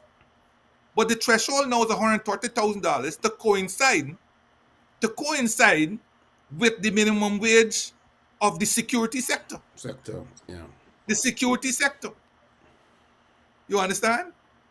So why couldn't they have brought the entire public service minimum wage to $130,000 in line with the threshold? Why couldn't they? Now there's this huge gap between the public service minimum wage and the minimum wage in the security sector. $27,000 difference. Wow. Right? And you're talking about equity and symmetry and so on. Then they reduce the marginal income tax rate from 28% to 25%. Okay, that's fine. But that was it in the budget until they came out with a statement on Sunday gone, in that statement they're also saying that they're reducing the top marginal rate from 40% to 35%. You see how confused these people are? They didn't announce this in the budget, but it's announced in a statement that is made on Sunday gone, 2 days after the budget was read. Sad. But fine. It's a benefit, and it's one where I had put out on previous programs saying that had the coalition returned to power since 2020, we would have by now reduced the rate to 25, introduced a new rate of 30, and pulled down the 40 to 35. And we would have reduced the non-commercial company income tax rate from 25 that we put in place in 2017 to 20% by the time we would have finished our fourth year. We do not believe that the windfall that is coming from the petroleum sector, should be used for anything else except nationally approved projects that will add value, that will create spaces, improve welfare, and so on. And these must be approved projects known to the public and so on. We believe that a fair size amount has to be saved in the National Resource Fund, not only for rainy days, but also to generate income. that can be used for the budget purposes. The income from the savings, not depleting the savings. Everybody likes to talk about the Norway Fund as an example. But check and see the Norway Fund. The Norway Fund uses the income from the investment, not the savings itself. Not the savings itself, but there's a reason for savings. That is a Right. real emergency, and you know what I mean. Like, but the thing is that this government does not care about poverty alleviation with all the wealth that exists. If the government changes tomorrow, how would you handle poverty alleviation, and how long would it take for you to reduce poverty to a significant level? Well, first of all, we have to have a poverty map to understand where the poverty is concentrated. Because in some places you can remove it fairly quickly. It may just require some tinkering of some of the policies that you might have in place. But in other Okay. places, it might be pervasive, and you'll have to use more medium to long-term measures. It will also require structural changes to the economy. For example, Yes. if you want to reduce poverty fairly quickly, you have to look at the communities, look at the assets in the communities. I often tell people, when we were in power, we looked at the assets at some of the African communities, because poverty is pervasive in many African and indigenous communities. Communities, yes. Understand? So while you can have the temporary programs like the one-off cash grant that is structured, by the way, a well-structured cash grant that is targeting certain things, like targeting education, targeting improvement in literacy, targeting improvements in nutritional status, and so on. You could have those, okay? You could also have the temporary ones that will look at improving pensions, right, to carry it a certain stage, increasing supplements, right, medical and other supplements to the age, right, maybe 60 and above, improving the NIS, because the benefits that are being paid by NIS are nothing to write home about. I mean, I think NIS gives you still a $10,000 for voucher for spectacles. You understand? Whereas, you know, I don't even think it can buy a frame. You understand? $10,000. And then when I look at some widowers, right, when the husband die and so on, and you look at if they don't go and work and so on, so that NIS has, It is scandalous in an oil-rich economy. It is you understand? scandalous. Yeah. Then you have to improve the delivery Yeah. of education, Yeah. right? Yeah. So that you have a mapping of the skills that are required now and in the immediate future.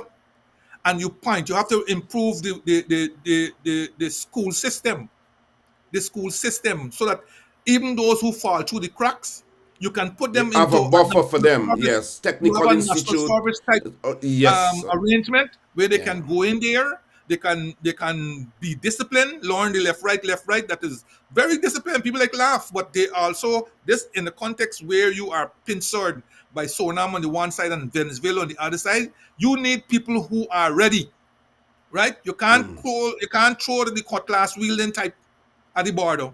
You need people who will be ready, and that is where Bonham's vision about the last NIS, even though it was vilified and so on, it had great potential, because it wasn't only about left, right. Look where the centers were located.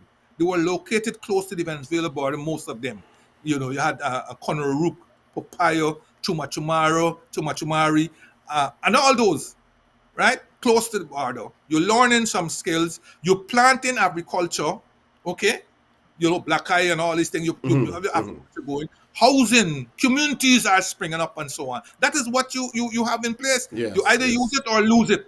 Yeah. Okay? You either use it or lose it. So you need those people who can go in there and upskill themselves in an environment where they feel more comfortable. Ask the Govayas and them.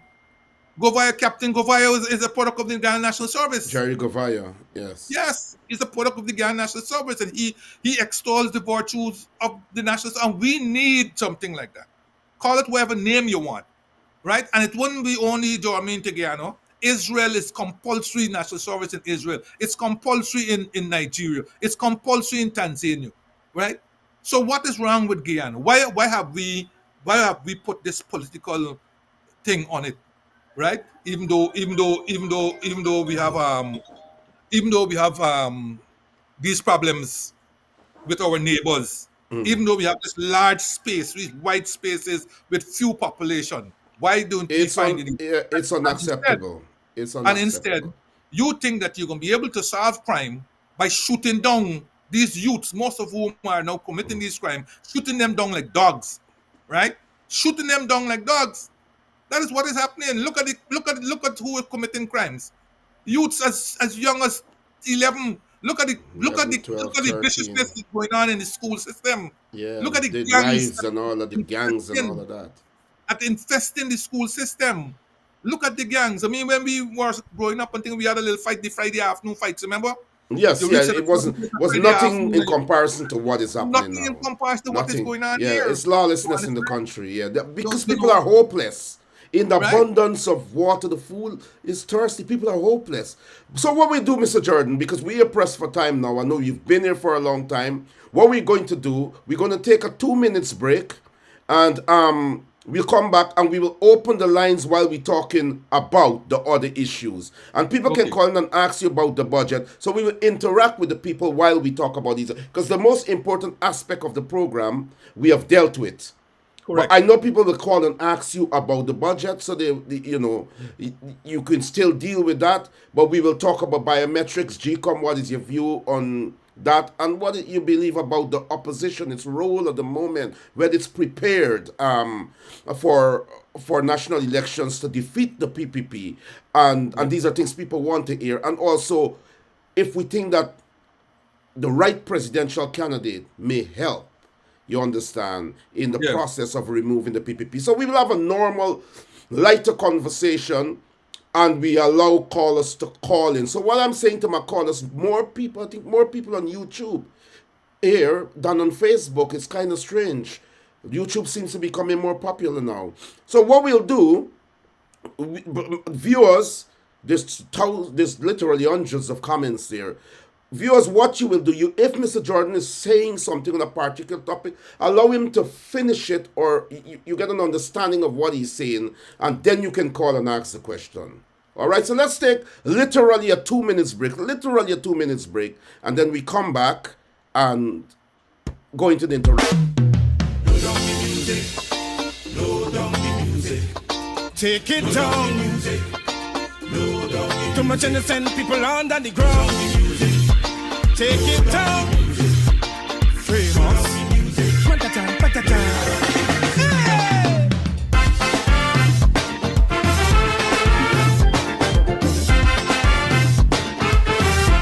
Hear my cry. Hear my plea. Hear me. And evil music playing for some time now. And it have we dancing all kind of how. Now the height of the audio is polluting the air. While the hands at the verses igniting a fear. The only songs I am hearing are echoes from a gun. Cause these criminals only killing people for fun. Seems like we have no love for one another again. Cause every day blood flowing through the anti-trade. In high pitch, families scream out in agony. So it's plain to see, the volume is too loud for me. So I beg you, low down the music. Low down the music. Low down the music. I beg you, low down the music. All the senseless murders cannot stop if the music have the minds corrupt. Low down the music. I beg you, low down the music. It's like a demon roaming through we land, possessing man to kill his fellow man. I say, low down the music.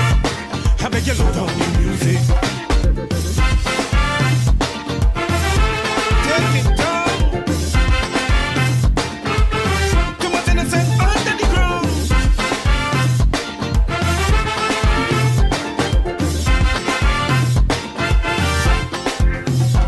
Now the pace is becoming too loud in we head. As the boombox play, a next one dead. Thank you so much, viewers, for your patience. Now we're going to open the lines the line actually, and as I said, I know many people would want to call in. I want you to be respectful, and I'll cut you off if you're disrespectful or you're coming off the topic or you're talking about some other thing, and we don't want that. I love my viewers, and anyone can call in. Be brief because Mr. Jordan has been here for a long time. And so be brief with your comment or question and get straight to the point. You're allowed to elaborate a bit, but just understand that we don't want to stretch it out. We have our time and we do that together without a special guest on the program. And so with love, I welcome all of you to call in. Mr. Jordan, you talked quite a bit about the budget. I think people have actually got an understanding from a different aspect. And I think the viewers are now convinced that something is all right and that something has to change. Something has to be done. And anything that must be done to change the status quo and to stop that mad train from continuing along the track, it has to be done at an elections where, people go to the polls and vote out an incompetent government. The question here, Mr. Jordan, is that we look at what is happening in the country. Many people believe that the government is getting away with all that they're doing because there is not a serious opposition that can force their hand on behalf of the people. Many people believe that people are becoming despondent, even as we are approaching an election in 2025. The people are not inspired. We've seen GECOM taking a decision that there will be no biometrics and there will be no clean voters, new voters list, clean voters list, whatever. Many believe that a voters list and biometrics will ensure a free and fair and transparent elections. They're saying they're not hearing too much from the opposition. 2-3 people going out there to protest. There seems to be no fervent desire, you understand, to confront the PPP Civic and to confront them on behalf of the suffering masses so that change can come. Your thoughts, sir, on the biometrics and GECOM's pronouncement of Well, Norman, look, GECOM has been captured since late 2019, mid to late 2019. GECOM became a captured entity. And in fact, the role played by the international, quote unquote, international community in that capturing is one that I hope can be chronicled. One that I hope can be chronicled. And since then, that capture has been consolidated by the new government, now the existing government,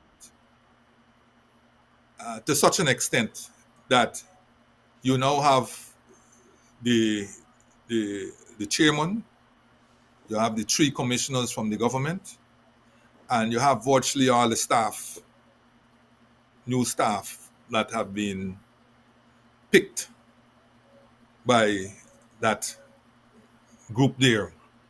So the capture has been complete.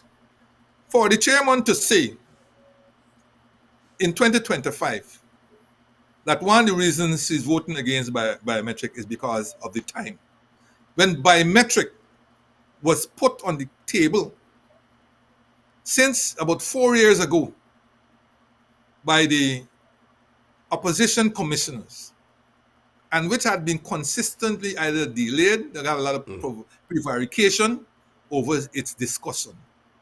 And now it appears to be timely to make a pronouncement saying, well, look, we were out of time and it can't be done.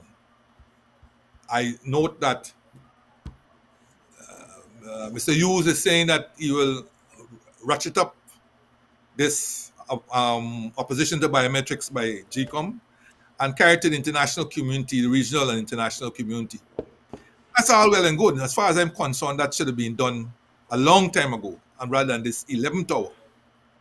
Because what I'm hearing, I don't agree with, which is that even if they have to extend the life of Parliament and hence extend the government beyond the stipulated life, they are willing to do that. Well, I am telling them right now, I will be one of them who are dead set against it, extending the life of Parliament and extending the government's life to accommodate biometric. Because I can tell you this, there is no guarantee, absolutely none whatsoever, that with biometric, you will get a clean and transparent election. None whatsoever. A clean and transparent election starts with who is on the list. So the list is more important, you're saying? The list, a list with 700 and something people in a 700 country that got something thousand. 700 700,000 people, yeah. In a country that got 700 something thousand people, and according to the census, all the unofficial reports we're getting from the census, whose population has declined over the last 12 years. That's where one of your major problems is, the list. And until you could get that list cleaned and go down to 500 something thousand people, which is more likely the number, you got grave problems. No biometric. Let me get what you're saying. You would prefer to ensure that we go into an election once a list is clean. Once the list is clean, that's number one. We could go without the biometrics. That's what you're saying. Yes. You know why? But would you suggest that we go without the list? The list is a major problem. Okay. Biometric is a distraction at this end hour. Okay. If you had to choose between the two, I would say get the list. Get the list going. Okay. Because you see, it is difficult to do the triple and quadruple voting if the list is clean of the 200 or near 200,000 names that should not be there. That's the first thing. Secondly, you got to make certain that you got an army of scrutineers, highly trained, who are going to man the stations for at least 12 hours continuously. So you have to have a logistics that has escaped the opposition in every elections to date. The logistics, and I don't know why they don't copy some of the logistics that they would have inherited from the founder leader. They wouldn't, because they're not playing the game to be free and fair. They're playing a game to win, whether by foul means. The intention is to keep government. My question here is this: well, what happens if Mr. Jordan, the PPP decides that there's no need for a list? So what would you suggest starting from now? Well, elections may be till in October sometimes. But that is where, as said, biometrics is a distraction by now. Yes. Because you're carrying something. You're carrying something that will involve new expansion, all this kind of thing, as they're saying. Meanwhile, you have a list. You have a list that is carrying 700, and they're still adding more names.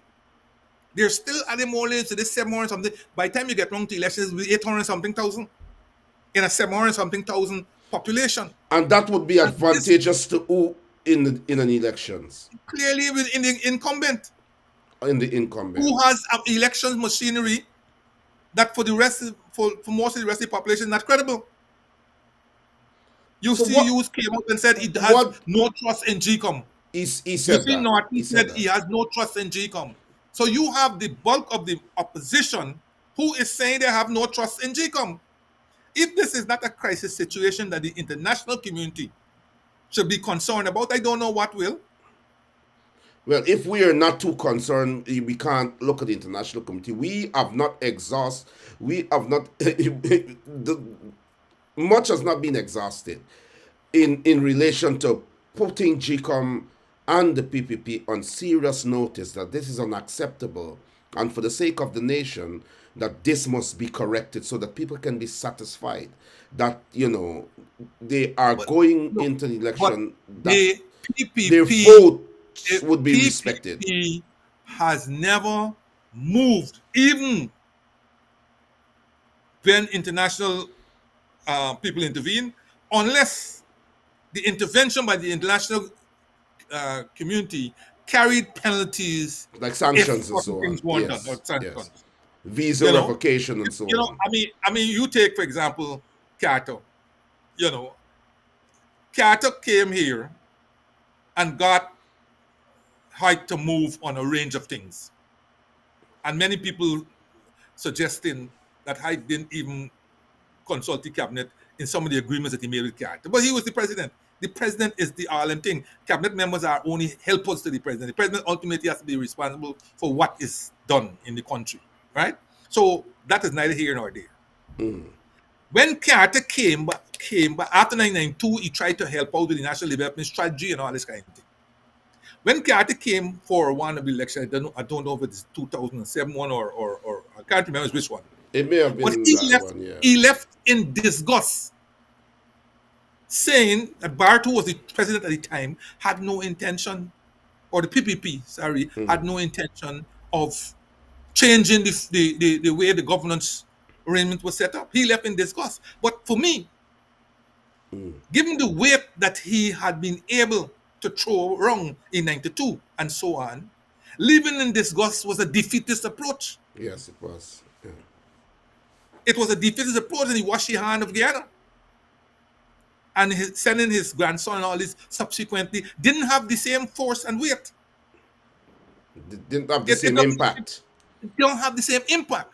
And all of them, I had a CAMS TV a couple of weeks ago on observers, which I really have no faith in them, because they're running here a week or two before the elections.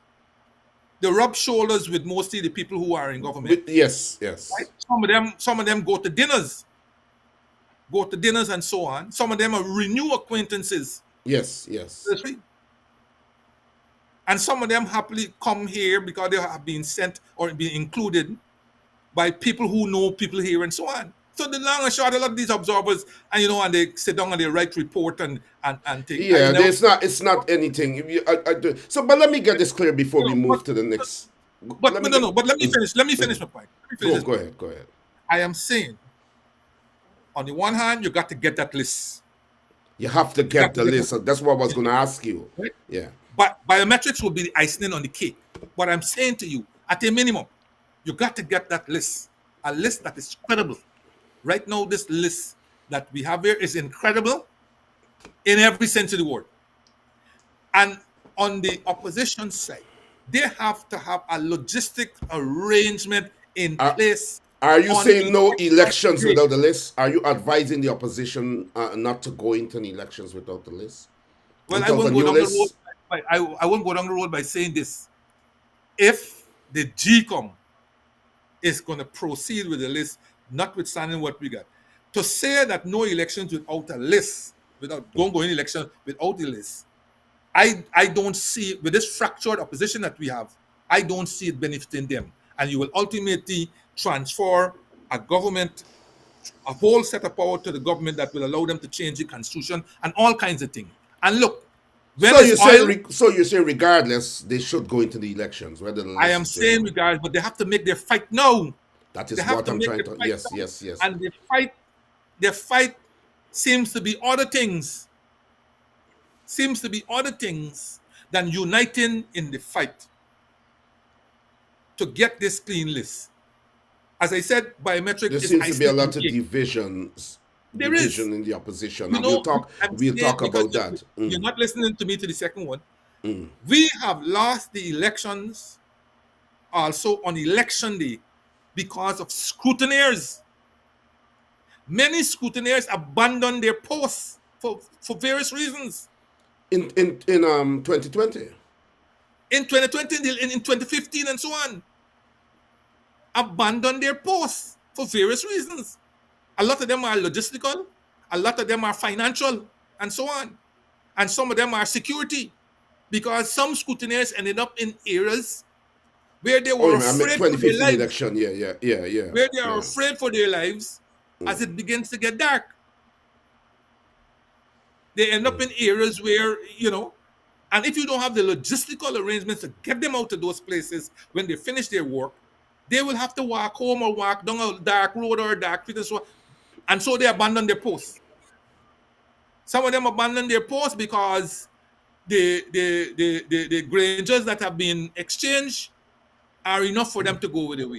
And when you do that, when you are not around to scrutinize and make certain you have archives, all kinds of things happen in the box, you really and honestly feel if we had scrutineers on the job, that you would have had situations that occurred after the recount was open, after the recount was done, all those different things that you saw in the recount. And when you say how in the other regions they want any trouble, they want any trouble because your scrutineers weren't around. They weren't And around. therefore ballots got into the box that should not have gone into the box. And then, of course, how you asking even these poor scrutineers and whoever else to determine that John Jones is John Jones when he uses an ID card that is about 9-10 years old. Yeah, but biometrics will take care of that this time around. But you Let see, us move on. Let's move on. Yeah. I got what you're saying, but that's not. Biometrics is not the important aspect. It's the list. You can deal with that. But I think that the world has moved on and technology has become greater. And Yes. biometric, in my opinion, is as equal as important as this, especially in Guyana, because Guyana is a very corrupt place. I'm And not the importance I of know you're biometrics. not I'm disputing saying it. But that I am for me, saying the that it would priority be is the list. But I think is- both, I would say, venture to say that both would be the priority. Man, if you have to choose one, I'm choosing the The list. list, and I totally understand that. Yeah. Mr. Jordan, I have in front of me a kind of straw poll done by an American organization. It's nothing to do with Guyanese or anything. And it says, it gives it says there was a survey of 1,500 people nationwide. Voter intention, PPP 44%. APNU 11.2%. AFC 2.5%. 41.3% undecided, won't say. And then it gives a breakdown of Region 4 and so on. And it gives the impression that the PPP has made inroads into Region 4. Looking at this, it's quite bleak. It's quite bleak. It's indicating that if nothing changes, if it continues the way it is going now, that the PPP may win the elections outright. In the opposition, we have divisions. Currently, we see the AFC calling shots in terms of wanting the presidency, and if they don't have proper discussions and follow certain protocols and all of that, the AFC is not going to coalesce. I want you to briefly talk to us about those two aspects before we go straight to the PNC. Well, to talk Norman, about its preparedness. First of all, polling in Guyana has not had the success or desired outcomes, political polls that is, Yeah. but say in other areas. So I would not read through anything in those straw polls. I remember one time there was a poll done just prior to election that showed the AFC was winning the election. I don't know if you remember. But I think this one is more credible because Vishnu Bisram and them coming with political No, it wasn't a Bisram. or in Guyana. No, that poll was done by an American. Yeah, but it's an oil-rich country now, so people are serious about certain things. So no, but the point I'm trying to make. Go ahead, sorry. Is that, look, I don't pay too much store to polls that are done, political polls that are done in Guyana, because very often when people go in that ballot box, they show you that they didn't tell you the truth. B, they tell you what you want to hear. C, it depends on the stratification of the polls and so on. So I don't really pay anything. Look, in the last local government election, the PPP were to wipe out the APNU in Linden, in Georgetown, in New Amsterdam, and so on. You know that. But there was a robust campaign, and the things were No, changed. The people are not inspired, and that was one of the questions. What I'm saying to you, now, the poll said so, or the people who did the poll says they are going to win a landslide. Years ago, Jagdio said he was going to win a landslide in Linden. He didn't win a single seat, as far as I remembered. No, but even when he said he tell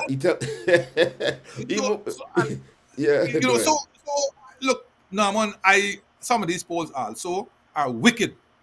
In the last 2020 election, they had an American company that did a Rodham Clinton on us. The same thing that happened to Clinton with the FBI director that brought out that false report and only pulled the report after she would have lost the election. These people, as you remember, brought out that false report about us and oil and how much money we would have lost. And then they pulled the report after we would have lost the election, claiming that it was false. Yes. So I'm not. I mean, you're more learned than me in this area. You are a politician, I am telling you, I am not. And you're a numbers man. Some polls are done, even whether they're done by America, British, or whatever. They have a lot of behind the scenes things that are going on. As you rightly said, Guyana is an oil country.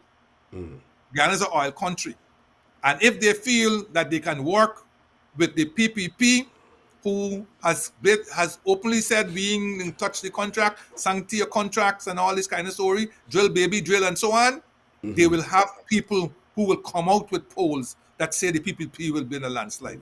So don't. So take it with a pinch of salt. I'll take that with a pinch of salt. And as I said to you, when people go into that box, people who tell you they love you, yeah, this man must bring money for me and so on. When they go into that box, they see John B.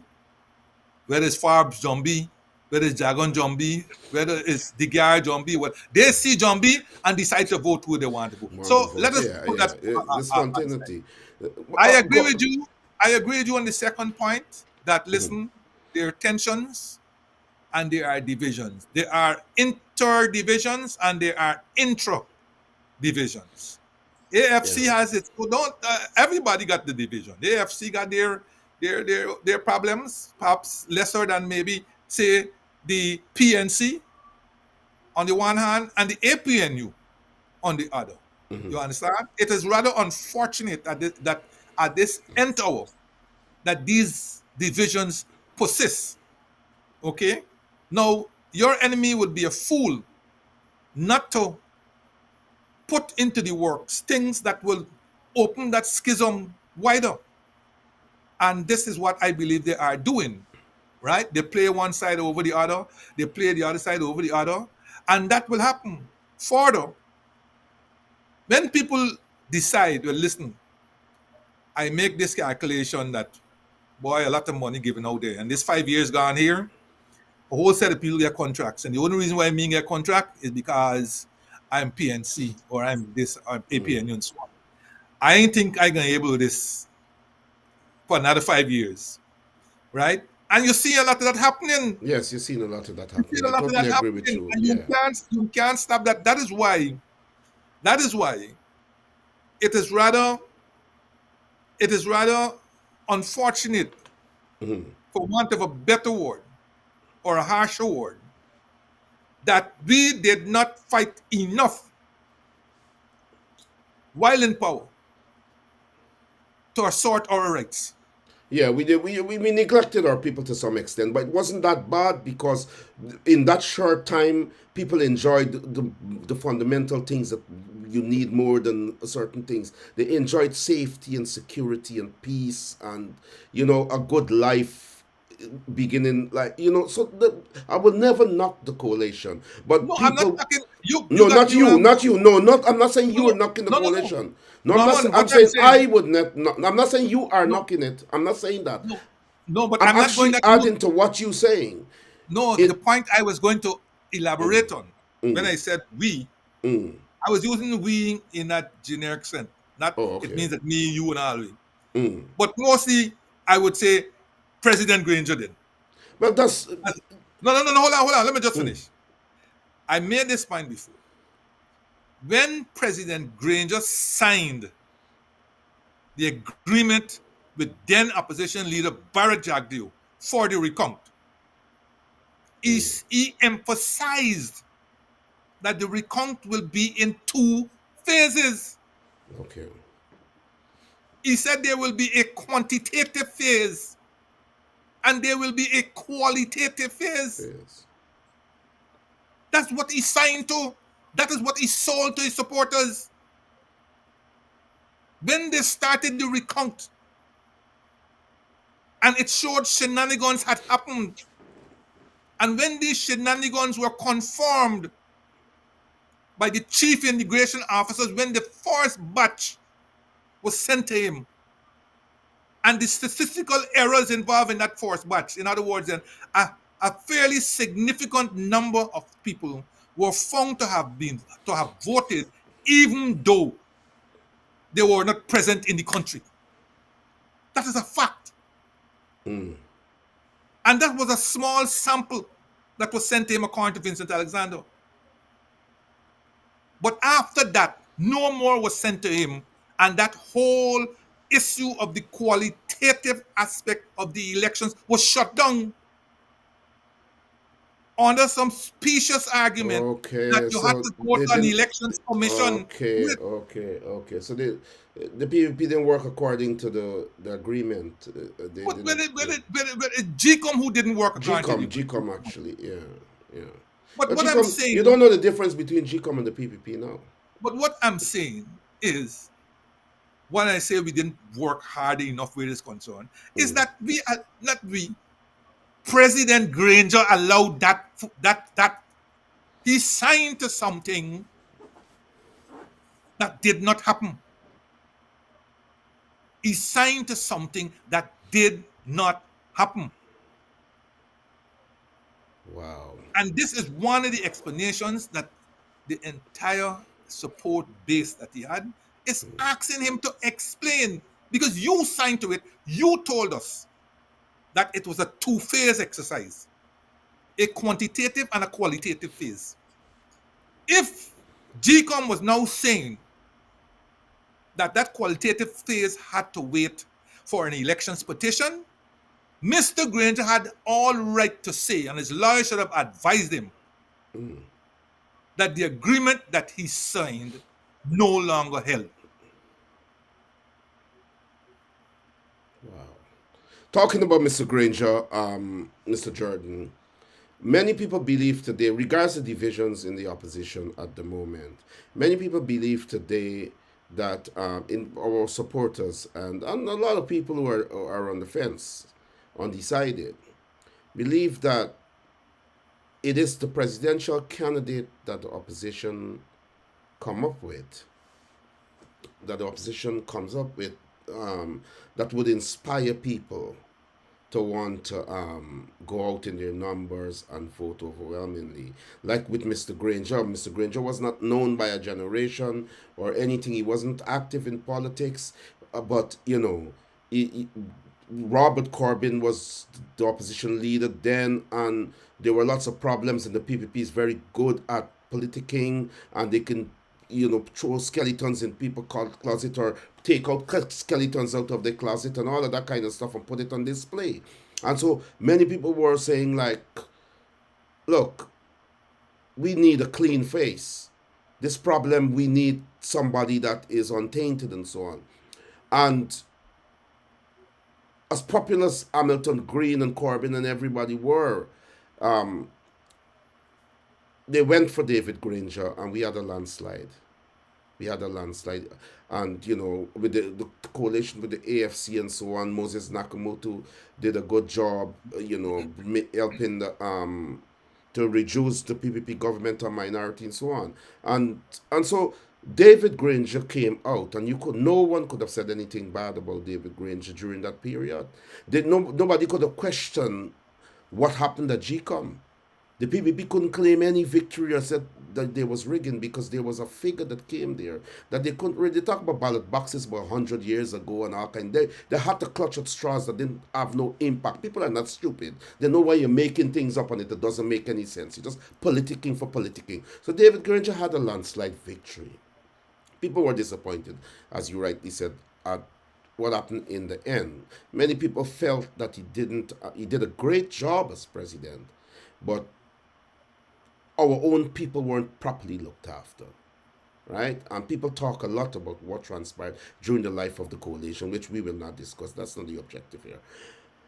I believe that we are at a juncture now, whether there is coalition between yous, the AFC and the APNU, I believe that it is the inspiration and the will for people to come out in their numbers to remove the PPP for an alternative that they think is an element of hope is to find an ideal presidential candidate. That person doesn't have to be. That person could be like how David Granger was brought in. He wasn't active in the party. He was a PNC man. He probably didn't have a card. They probably got that card off him quickly during that time, and you understand. But the point is that we saw what transpired there. I believe that Aubrey Norton, Nigel Hughes, or any other one of them active within the politics at this moment in the different parties will not be able to cause a sort of David Granger style type of victory. I believe that Dr. Terence Campbell, may be the ideal person. Some believe Amanzo Walton, some believe Aubrey Norton, a few believe Aubrey Norton, and so on. Some believe Nigel Hughes and so on. But I believe that we can't take any chances at the moment, because the important thing is to win these elections and to win it convincingly. People are dissatisfied with the opposition at the moment. You have a few vocal people that come, 200 people may come out and sound like 50,000 people. Oh, Aubrey's the man, and the party decide Aubrey this and Aubrey that, or whatever. There are people in the thousands out there who are watching quietly.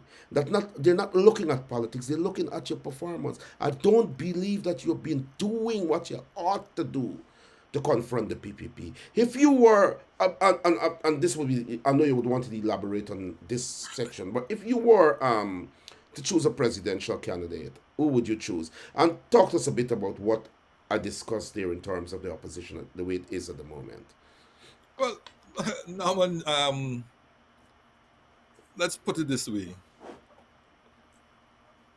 We can't deny that there is not the type of environment within the opposition per se that we would have hoped for. And again, at this end hour, we would have hoped that we had a consensus candidate,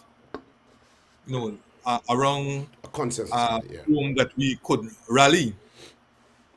That this is proven to be elusive, because I don't even know that they have met yet to even discuss the issue of a consensus candidate. No, they haven't. Right. They And haven't.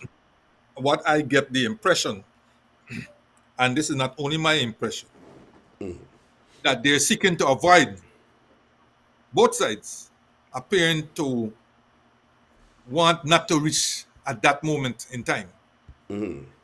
But you can agree to everything you want.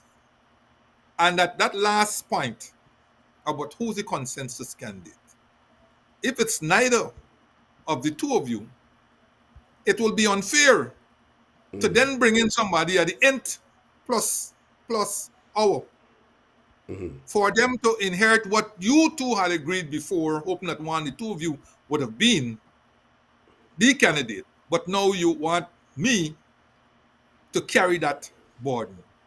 I say that is all your prescription for losses also.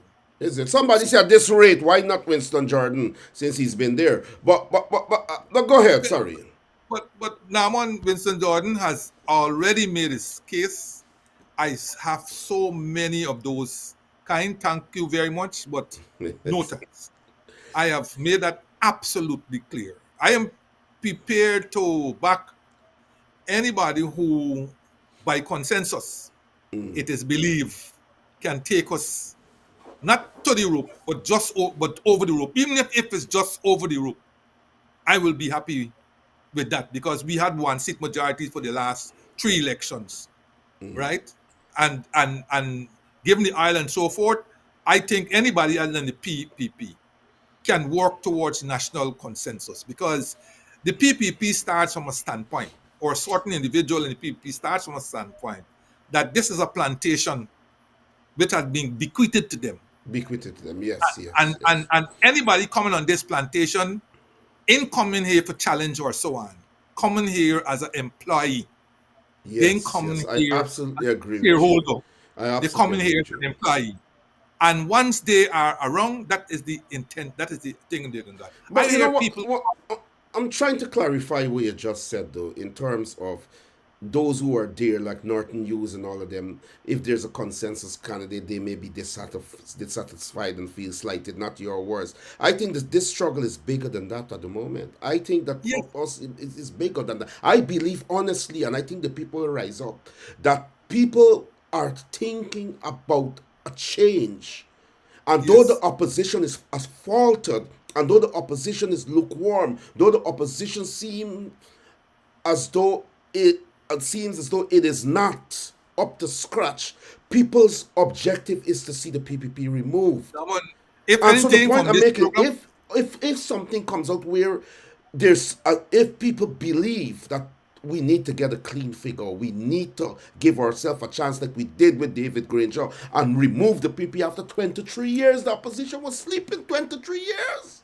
yes, we know this. We know Right, this. so- And so- what I'm saying, Go why ahead. don't we employ the same method that we use for getting the chairman? Why don't we ask them, even us here, put together some suggested names and quietly pass it to our respective leaders and so on for consideration, for quick consideration, because we're losing time. Because it will seem that either one of these two behemoths don't appear to want either the other or something beside. Yes, And if we yes. believe in the coalition politics, Politics, yeah. that we will start suggesting names Yeah. on something that we talk to the people before we put forward their name to see whether we could arrive at such a I think consensus. that's a good idea, but I also believe that we should throw those names out there so that people could know that No, the we can't general throw public names out unless the people agreed for the names to be put forward. Otherwise, we'll be injuring those persons. Yeah, but Right? public, You know I the get what you're society that saying. you have here. Totally. Right? One You know the society you have one here. second, Winston. Viewers, now that we are at this juncture, you can call in at any time while we're talking, and Mr. Jordan can engage you and answer your questions because we have dealt with the bulk of things. So while we're talking about this here, you can interrupt, call in now, and we will take your call and we will interact as we discuss here. So the line is open. Call. Yes, Mr. Jordan, go ahead.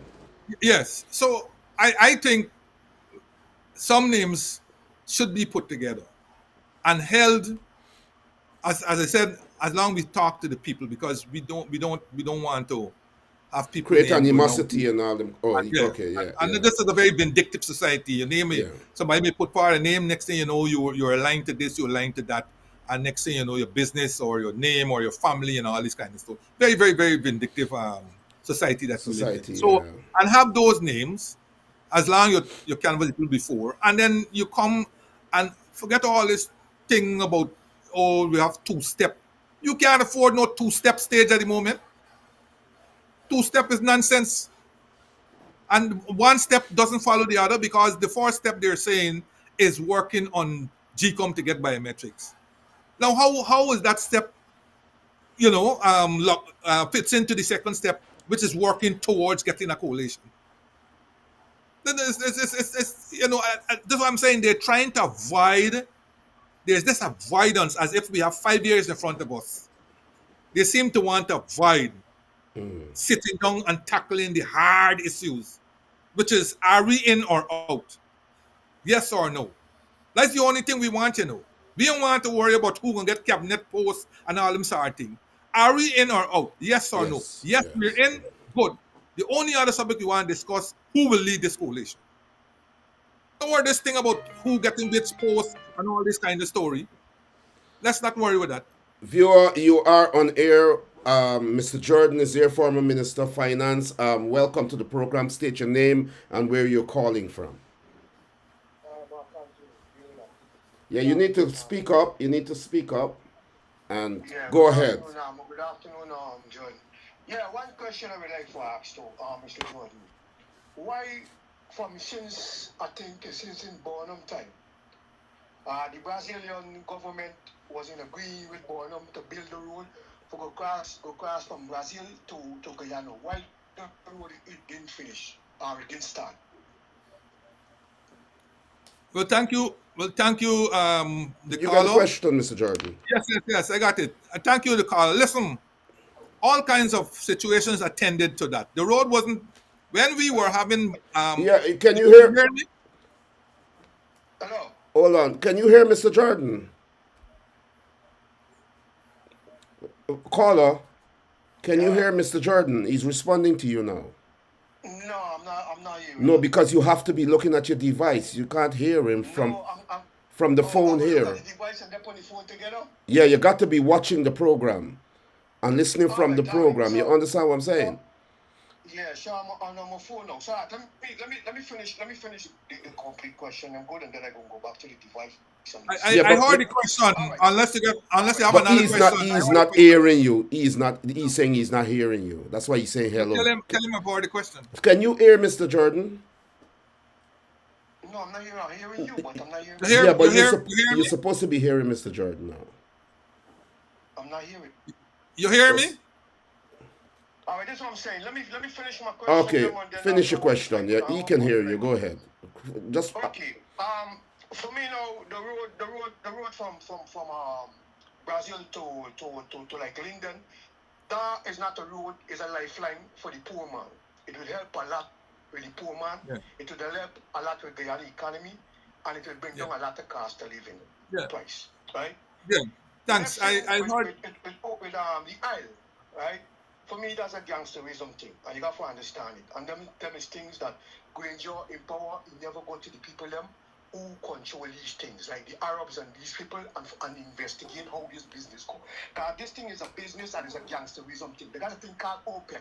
OPEC is who control this oil business. And they tell you when the price going to go up and when the price going to come down. If they want the price go up tomorrow, they could carry it up tomorrow. They want to bring it down today, they could bring it down today. Don't got nothing to do with no war and nothing. That thing there is just misleading. For you believer is a war, these things. Now, oil is the blood of this oil. And the thing I know way for just now. Don't care what they could tell you, we kind of new energy and all. I think oil is not going nowhere for just now. Right? That is the blood of this oil. Right? They're functioning. This is why people is kill over for them for free. And OPEC is who control them. Right? They tell you when they're going to go up or when they're going to come down. And when we're giving away all the oil, all the resources and everything, guess what people do? People taking it and stacking it up. Lying to me and tell you, oh, you know what, this thing was done tomorrow. So it's best I take it out today. And other fool now saying give it away. I heard that guy called Campbell come yesterday and making a statement saying that we get a good deal for oil. We get the most lowest class in the oil deal ever made on this planet Earth. And the man gonna stand up and you gonna say you would like for run for president, and he gonna say we get a good deal for where we get them. The biggest thing is not the resources alone, the damage that they're doing to the country. When they done pollute and dig up and put all the chemical in the earth and all them things there, the food and the fish and all them things there where they got for eat, it gonna start to kill them slowly. Jack Dio claiming that he building 12 hospitals from since but the 3 last budget that he built. And up to now, it's much for one hospital he ever built. The original hospital called Georgetown Hospital, it ain't even taken care of them. But he's trying to build some from the last 3 budget or 4 budget. He taking money for build hospital up to now hospital can't build. Hospital build is sheriff hospital. And the hospital will build, I showed them must come from the cost of money that the grant or private sector own it now. And so me want whatever them wanna build there is gonna go to private sector. Because the private sector is Jack Dio shareholder. So when Jack Dio Okay, so what is the question? What is the question? He asked the questions already. I get it. Why the road don't build, right? Or Duncan, we can't take a call now. We have a call on the line. You'll call back in a second when Mr. Jordan next. Go ahead. So the question is this. What is the question? Oh, Mr. Jordan has got the question already. So he will respond to it, yeah? Go ahead, Mr. Jordan. Yes. Okay. He made asked a good question and he made a good observation on the question of the Brazil road. As you well know, we couldn't build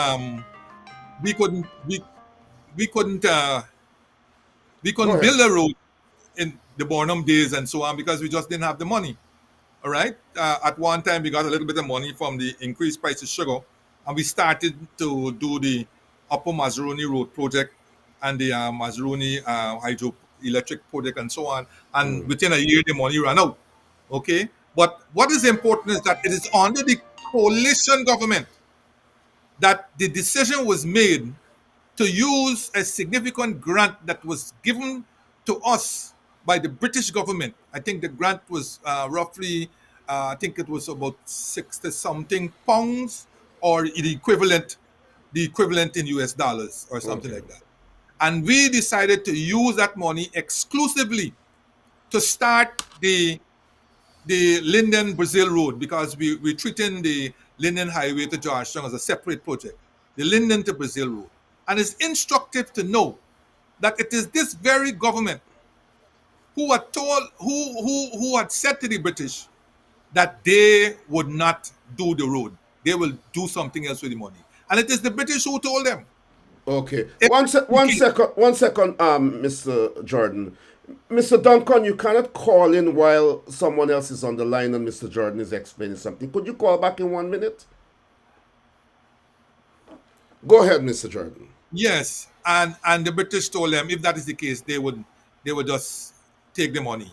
And so you have now, with the assistance of the Caribbean Development Bank, you have a nearly $200 million US project that the road has started from Linden, and that it will go, I think, close to Kurupikari.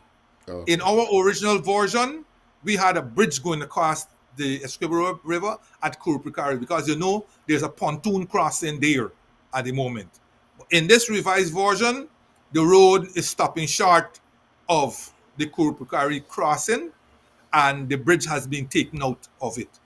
I have beseeched this government, instead of running all over the place, doing a project here and a project there and trying to find out other projects, is to complete the entire project going right up to the Takatu Bridge, hence completing the whole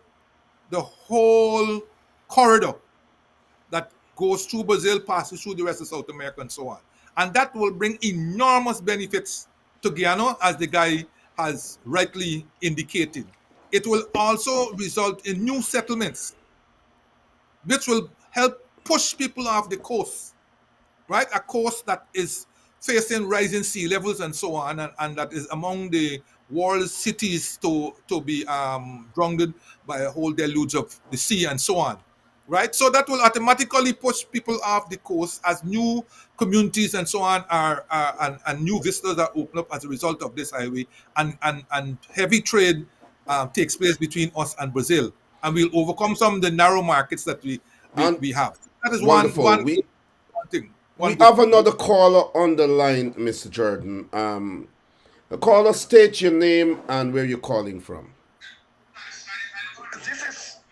This is Mr. Flash Garden from New York City. Welcome, Flash. I'm hiding from Donald Trump, so I'm going to speak very low, okay? Okay.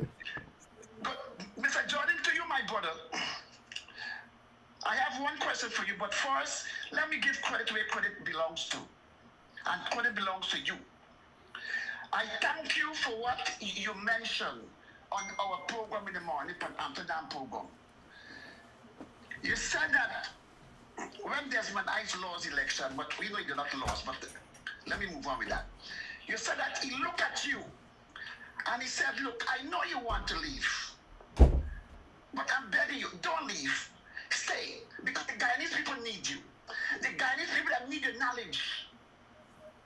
Black people need you to assist them and to help them. And what I love with that message from you, it touched my heart because I said, you know what? He could not have made that decision off of his own right away. He had to go and sit down with his family. I said, honey, ABC, ABC. And I know your wife said, honey, whatever will benefit all of us, I'm with you and I'm support you. Thank you for that leaving, Diana, that today you could speak like a boss and show us out the figures them today and what we have been robbed day and night. Would you agree with Flash Garden? Are you still there? Yes, I'm here. There, the man listening to you. Are you agree with Flash Garden to give Abby Norton 5 years of the because he still have more oil in the tank as a black brother? 5 years of your finance minister experience and knowledge, and you could trade another black brother to take over from you. Because we need what I love you for. Without island gas, you cannot provide a small package for each and every correct teenager in Guyana for start them small business. That is a plus from Flash Garden. And thank God we get the opportunity to let you know I'm proud of you and your family. That today, Flash, have you asked your question? no, not yet. But you need to ask the question because Mr. Jordan is not going to be here for long, and we need to give a certain amount of people time to call in. We need to give adequate amount. So I know you're a great brother, but ask the question and be conscious that other people may want to call in. So let us be brief, a minute or two, yeah? So ask your question, and then Mr. Jordan will respond. And any other caller calling while Mr. Jordan is responding, just stay on the line with me. And when he's finished, I will just let him go. Go ahead, Flash. What's the question? Would you work with Mr. Abby Norton to give him 5 years as a finance minister? That is my question. Thank you for your time. Thank you very much, Flash. Cheers. Mr. Jordan. Well, unfortunately, Flash, you are going to be among the others who are going to be very disappointed because I don't foresee playing any role in any government if the government were to change, because that decision had been made since August with my family because they were concerned with my health. Right, I'm a diabetic and my health had deteriorated a lot while I was in that position for that 5 years. And I didn't even realize how much until I came out there. So I had a lot. I've been able to control it over the years because I'm less stressed. The Ministry of Finance, the Minister of Finance, is outside of the president perhaps the most stressed job that you have. It's damn if you do and damn if you don't. And there's a short lifespan for ministers of finance. And the second thing, of course, is that the politics all around in Guyana don't lend itself to any long-term commitment. This politics today is not like the politics of the 60s and the 70s and so on. This is a politics that is so nasty, and it has no holes barred. I think the most recent of the nastiness was when Terence Campbell who had gone through a very traumatic operation for his prostate cancer, and who thought it best to give the whole world, particularly Guyanese of African descent, who were susceptible to this kind of prostate, give him the benefit of the experience and so on. And then you had a person who was very close to the vice president with his nastiness. Oh, it was so nasty. And making fun. Since when do we make fun of people's sickness? Can you imagine? Since when do we do that? Sickness and people's family used to be off limit. But now it's a thing. I would never It's want unacceptable. It's my family unacceptable. my family in any one of this nastiness that seems to pervade both the formal and the social media. So I am not going to be a But part of it. Tyrone is asking in the comment section from YouTube if you would take an advisor position. Those are definitely up in the card. I won't take any visible position.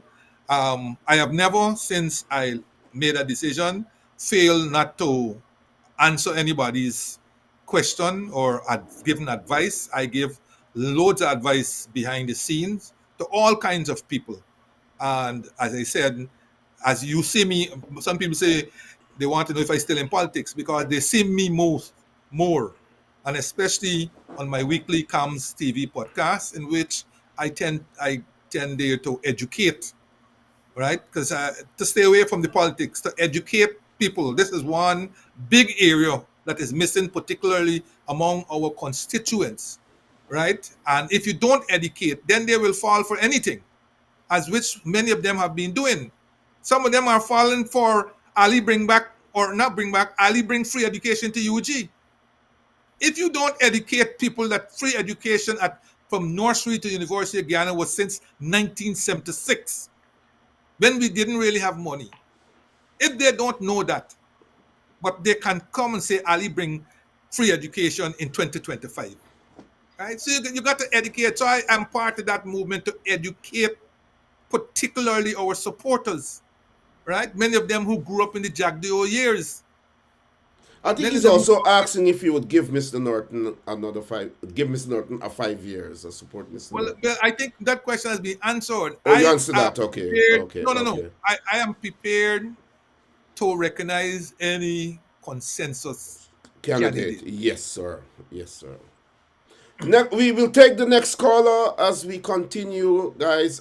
Be brief when you call in. Mr. Jordan has been here for almost 2 hours, so we're trying to get as much of you to call in. Almost 3 hours, my friend. No, almost 3 hours. But I know people are shy whenever there's a high official on the program. People are shy. Yesterday, there's hundreds of calls. They're just like, Norman, this and that. Now we have Mr. Jordan here, and you guys have to call in and ask him your questions based on the conversation that we had in terms of budget and in terms of the politics and so on. So we await the next caller. Go ahead, Mr. Jordan. Yes, so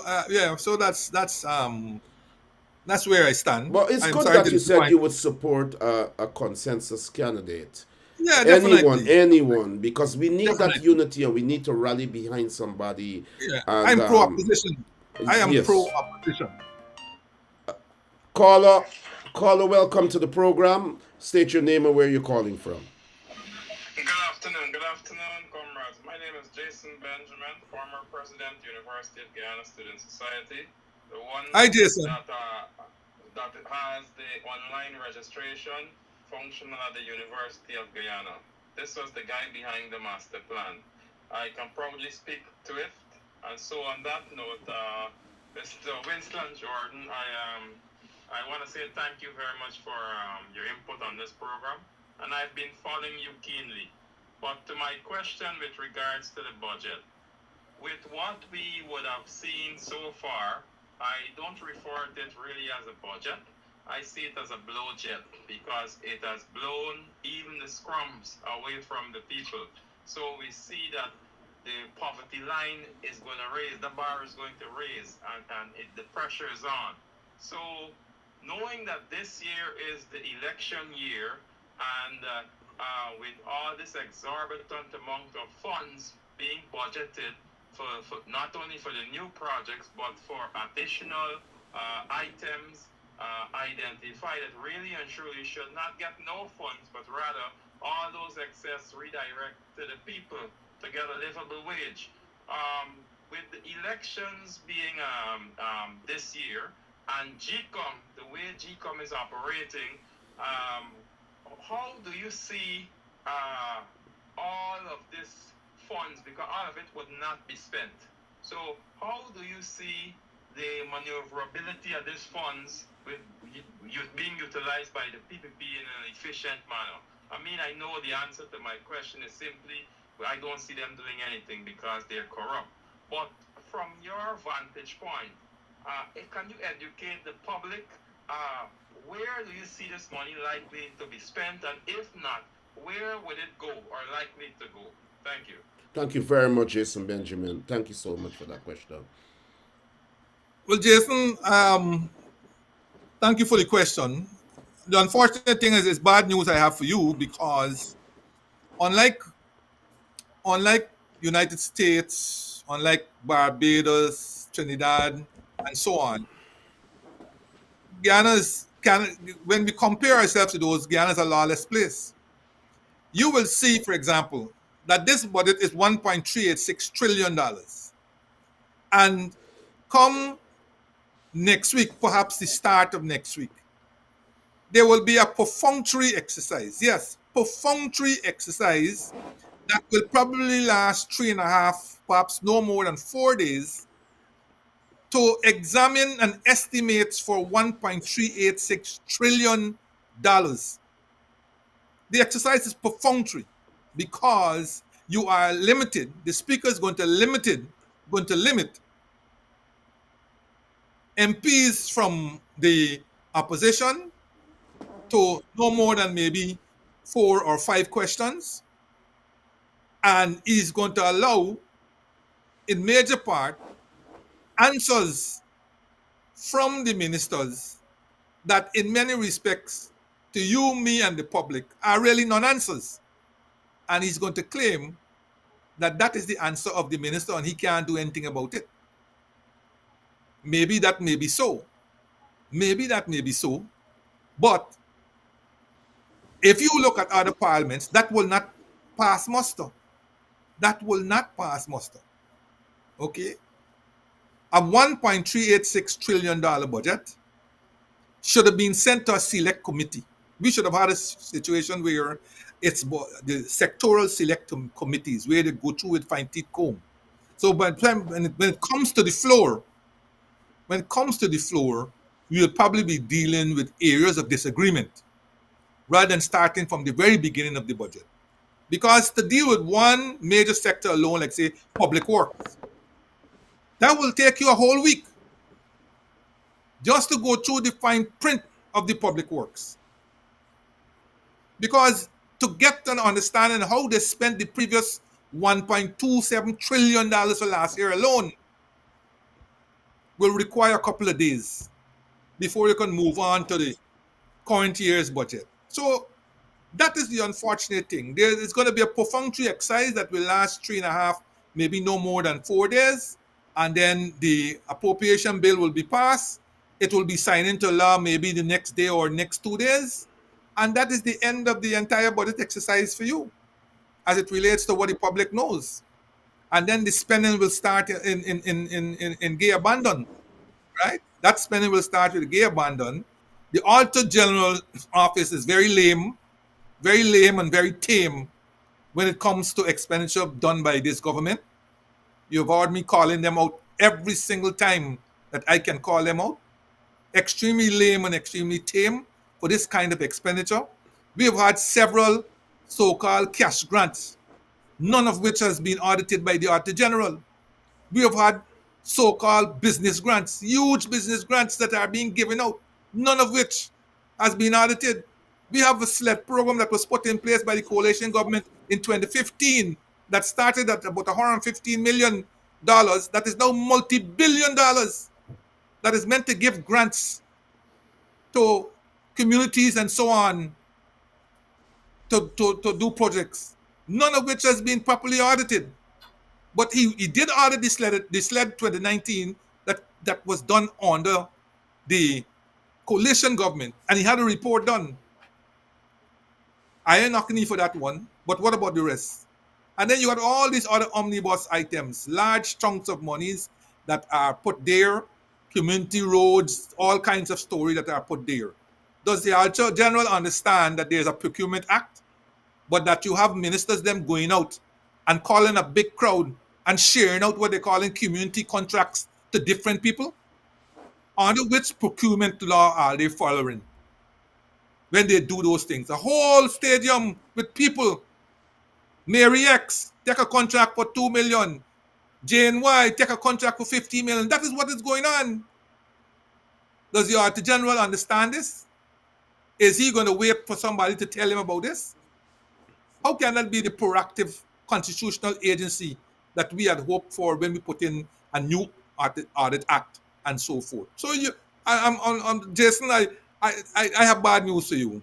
And this next year they are going to spend like there is no tomorrow, because the war chest for elections, which is the financial chest, has to be boosted, right? And like I said, the greens and the reds and the yellows will all be mixing up, and maybe you will get a brighter shade of red or a brighter shade of green. Or next caller, we await your call, and then we'll wrap up. We know Mr. Jordan yes, has done. Definitely has to be the last call. Yeah. Let's take one more call, and we'll call it an evening. I think it was an excellent program. Mr. Jordan was able to elaborate much on the budget, and I think people have been informed. They have been properly informed about the budget, and so we would have achieved that objective here. Mr. Jordan has taken time out, and Mr. Jordan has been working assiduously. He's been working harder than if he was in the finance ministry at the moment.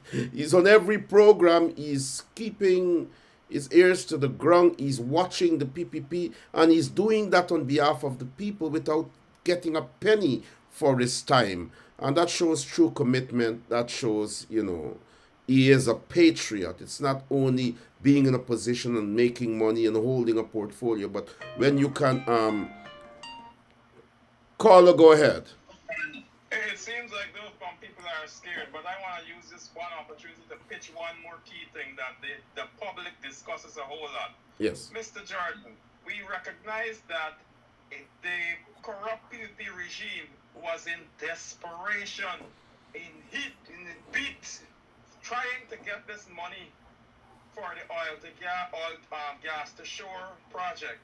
That $527 million that was approved to them, or to the country, Guyana, I should say.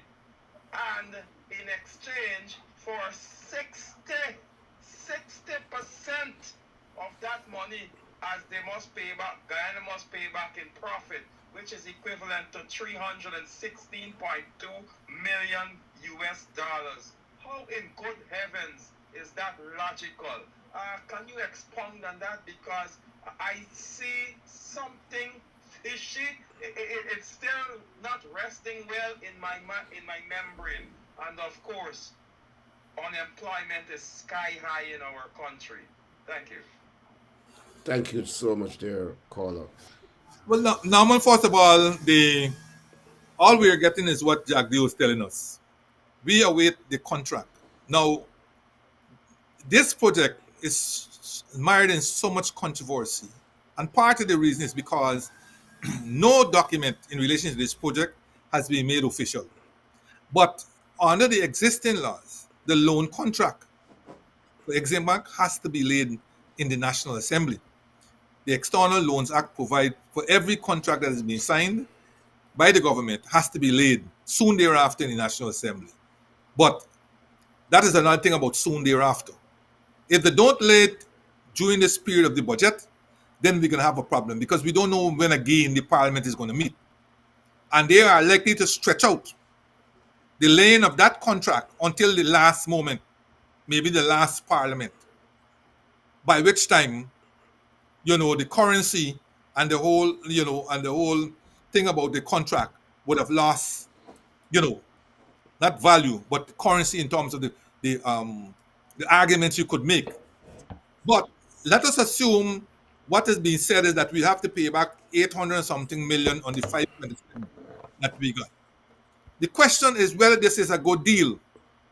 And that question has to be answered from many standpoints. First, whether the project itself, it's a good project. Two, whether we could have got this money from our own natural resource fund over a lengthened period of time. Because the natural resource fund has accumulated with last year's money, it would have accumulated, I think, nearly five billion US dollars, for which we have already taken out most of it, including this 2.5 that accumulate most of it. And what I'm saying is that a gas to shore project is not an overnight project. So if we had done the cash flow, we could have taken out that money comfortably each year from the natural resource fund and don't have to borrow it. So it's a question of what are we borrowing for? And we won't have to pay back 800 something million dollars. And certainly we aren't earning that kind of interest on our balances. All right. So the issue as to whether this is a good deal or not, I would say anything that doesn't add to our debt in the manner in which we add in will be good. This one here is up in the air, and I figured we could have financed it from our natural resource fund. If, for example, the project, because this project, let us be careful, this project originally under the coalition was to cost just over 600 million US. After we left, the project cost rose to 800 million, then 900 million. Now this project is now going to cost in excess of 2 billion US dollars. So that is what you have to bear in mind, right? And this project would leave us with a lot of assets that are going to be up in the air when the gas finish, or when the two projects that are giving us the gas, when those finish. We're going to have to be looking for gas, just like Trinidad is looking for gas to save their industry. This is a concern because a lot of people said we could have used ships, two ships that would have been anchored overseas and containerize the gas, bring it to shore, rather than running pipes and all these things. All those will be wasting assets that will be left in the sea and on the ground here when the gas runs out. Winston Jordan, we are not going to take any more calls. I will ask you to give your closing remarks, but we'll take. There are two comments here. One from P. Shivnat, who has been attacking you all the time since you started on the program. I think it's Kwame McCoy writing under that name. But P. Shivnat is asking, ask Mr. Jordan why he imposed 200 taxes on the Guyanese people during his tenure.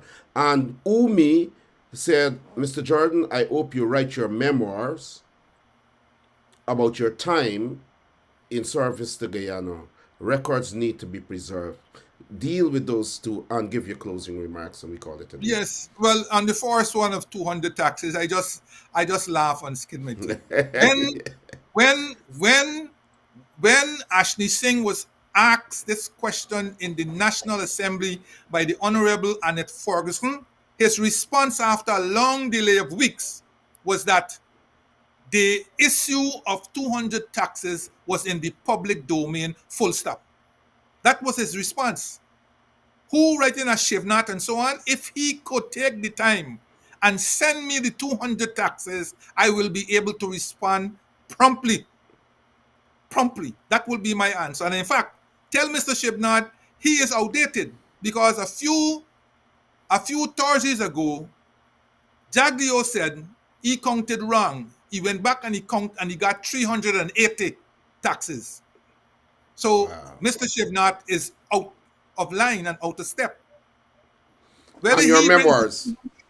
Whether he brings his 200 or Jagdio brings his 380, it is comfortable and safe. Put it by way of advert or whatever in the public domain for us to respond. Only then can we respond to what 200 and 380. We can't respond with that outside of that. Because I know the PPP well. I was in the belly of that beast, and I know what I'm talking about. Let them put in the public domain counting. Number one, this. Number two, that. Right down to 200, and I will answer them back. They won't want to hear because I've been waiting for this the last 3-4 years.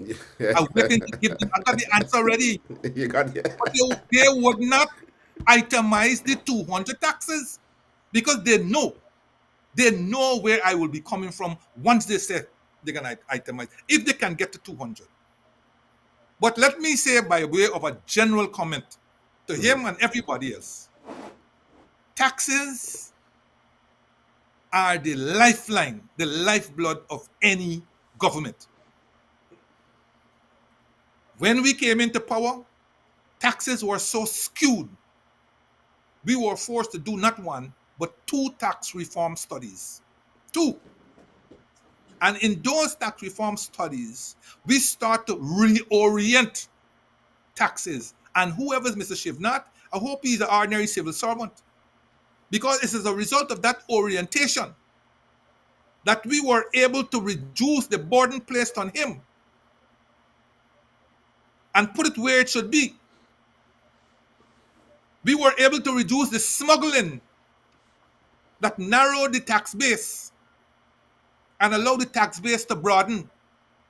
We were able to reduce concessions that were given away willy-nilly by the previous government and get the private sector to pay their taxes. We introduced an amnesty in the gold sector in our time. And as a result of that amnesty that only lasted 9 months, we collected $12 billion in back taxes. $9 billion of that $12 billion came from the gold sector, including everybody who's a philanthropist today. $9 billion came from the gold sector. We went after the collection of taxes, and for that we have no apologies, because that is what allowed us to pay large increases in salary. That is what allows us to pay a $50,000 bonus to every public servant. That is what allowed us to pay another $25,000 in the next year. That is what allowed us to pay tax-free salary increases. So when you want to talk about 200 taxes, name your taxes and see if your own people don't start laughing at you when you start naming them. Name them. They love to talk about taxes on electricity. My friend, the tax on electricity kicked in after you would have consumed $10,000 per month. And we are talking here 2015, 2016, 2017. Not the high inflation that you have today. That's when people's bills average $3,000, $3,500. No poor person paid VAT on electricity. None. The VAT on water kicked in after you would have consumed $1,500 per month. I received my water bill, one water bill the other day. It came up to $1,535. $1,535, and this is 2024. And look who I am. You would expect me with plenty black tanks, using a lot of water, washing machine, and all this kind of story. And $1,535 in 2024. That would have attracted the VAT. Not the average man who living in the tenement yard or in a 3-story house and they barely got one VAT, one black tank they could hold and so on. They must understand these things. They run out like good trolls. And they run out like good sycophants, pelting down the same foolishness that the people telling them. But Kwame, like he touched a nerve there, boy. There's another question. There's another question. The PPP is strong in the comment section, but I'm not paying them any mind. They came as agents provocateurs, agents of provocation, and we can't pay them any mind. But I just wanted to incorporate one of it. But the final question. I don't have no problem. I have never run from because we know the ignorance. We know the ignorance will come true. The answers were you will never hide from facts, and you can never hide from the truth. The truth is what shines. They're trolls, man. Kwame, they're trolling. They're trolling on people's programs. People don't watch their programs. The Chronicle.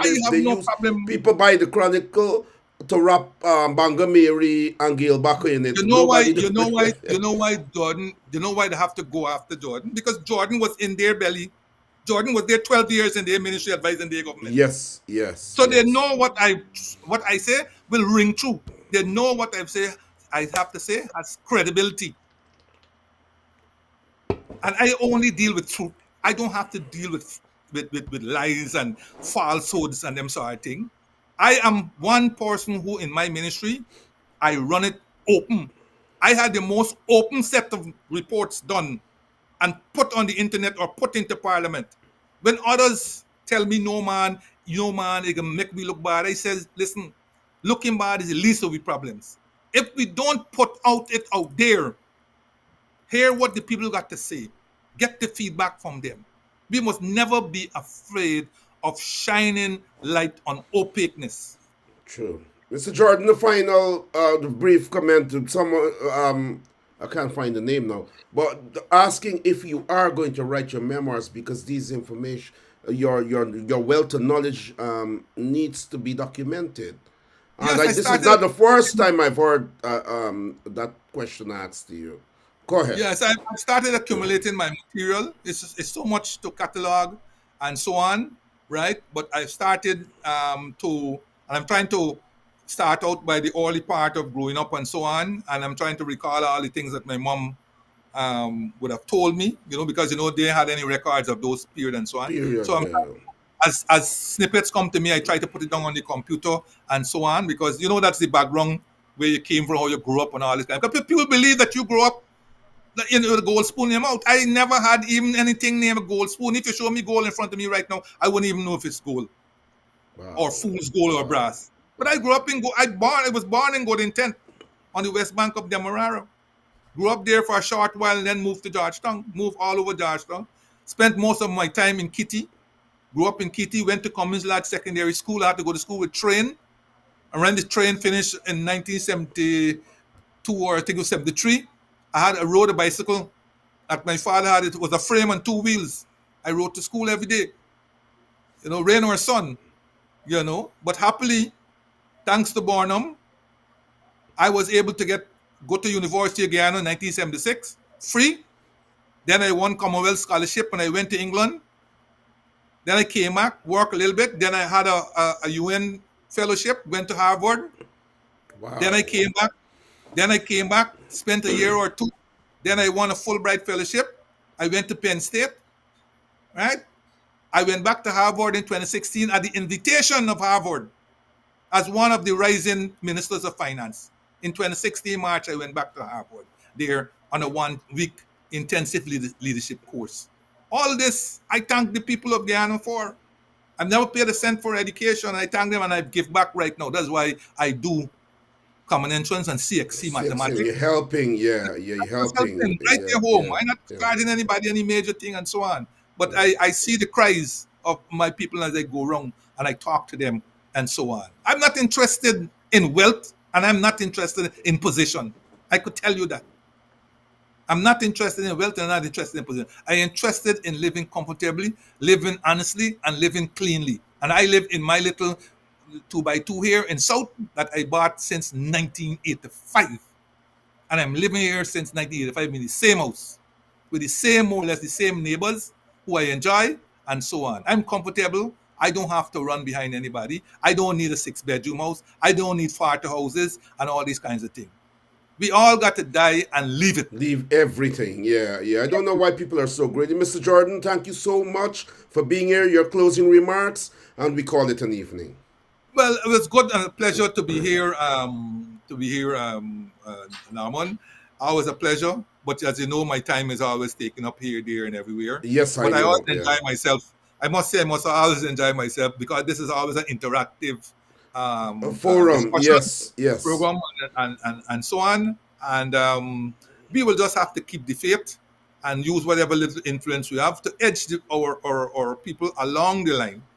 We need we goes rather than egos, and hope these behemoths can come together. Because, as you well know, if the elephants fight, the grass is trampled. The grass is trampled. Whether they make love or they That's play. right. The grass is That's growing. right. Mr. Jordan, you are doing a tremendous job for nothing. You live a humble life. You have served this country with distinction, and you have served diligently. You are standing up today to do your greatest duty, and that is to expose corruption in the country that you were born in and you love. And that is selfless. That is a stage of self-actualization. You are counted. You are counted, you are known, you are respected, and you continue that sojourn. We salute you. Thank you so much for being here. Thank you very on Voice much. of the Thank you Diaspora. It's very been much, an honor to have you. Thank you very much. And anytime. Anytime. Give you a slice of bread and I want you walk and talk and tell the whole world, oh yes, but you know the PPP give me a slice of bread? Making fucking joke with Ayo. Are you not gonna buy me out? Me don't take buyout. I want to see righteousness for this nation and things happening for people in this nation. Don't come selling people no dreams and got people living in no world. Don't got people living in no world. Show the people what you can do. Another thing, you know, the VP or the finance minister of this country, any one of them ministers could go in the pocket. Oh, they're so wealthy. They ain't got to wait pon. They ain't got to wait a budget cut. And they ain't got to wait pon the resources money for give nobody this 100,000. They could go in them own pocket and give this whole nation 100,000 each. With the amount of money I don't rip off this nation with. Yeah. Y'all ain't gotta get taxpayers dollars to distribute. Y'all can go in on your own account where y'all don't got hidden away in various accounts, and I can bring it out and give the whole, give you a slice of bread. Or global economic shocks, or climate change and natural disasters, this PPPC government will remain vigilant in identifying potential vulnerabilities and risks, and will remain proactive in crafting a policy framework that mitigates any threat to the well-being of Guyana and the Guyanese people. Teacher Pussy say if you tell a lie, you're going to hell as soon as you die. Load down the music. Load down the music. Take it down. Music. Load down the too much innocent people under the ground. Take it down. Famous. Patata, patata.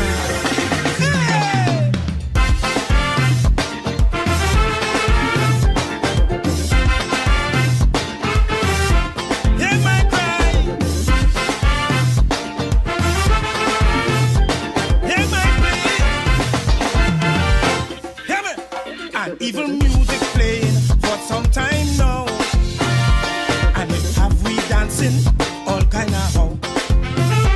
Now the height of the audio is polluting the air, high the stanzas in the verses igniting a fear. The only songs I am hearing are echoes from a gun, 'cause these criminals only killing people for fun. It seems like we have no love for one another again.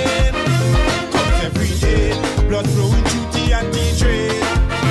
In high pitch, families scream out in agony. So it's plain to see, the volume is too loud for me. So I beg you, load down the music. Load down the music. Load down the music. I beg you, load down the music. All the senseless murders cannot stop if the music have the minds corrupt. Load down the music.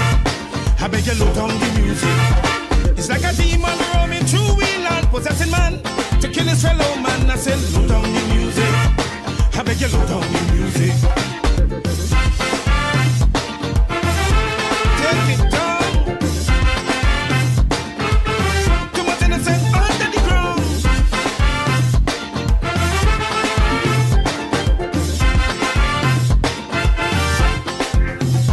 Now the pace is becoming too loud in we head. One dead. And it's on the prowl and they don't really never scared. So many murders each day that we learn about.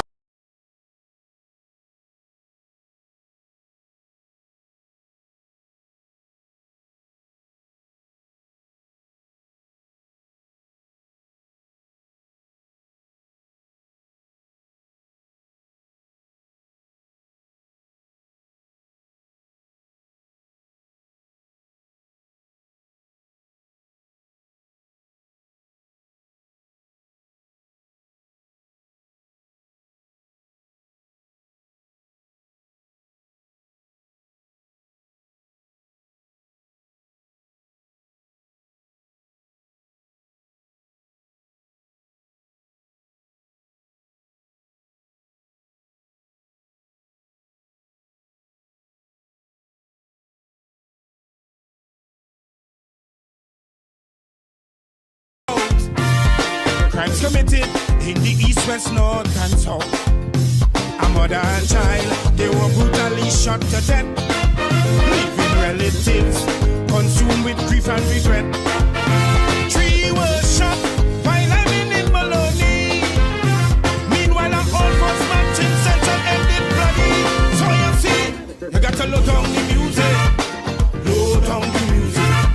I beg you, load down the music. You better load down the music. Is them big fish who draw out the plan while small fry conduct execution? Load down the music. You better load down the music. Like TNT, angry and uptight, like we making guns overnight. Load down the music. I bet you load down the music. Turn it down, turn it down. Right down. Hear my cry. It's not songs that playing on music system. This kind of music causing heart-wrenching problems. This music is really that evil voice that we hear. Malfunctioning conscience, we allowing the devil to steer. Or is it family issues or peer pressure igniting?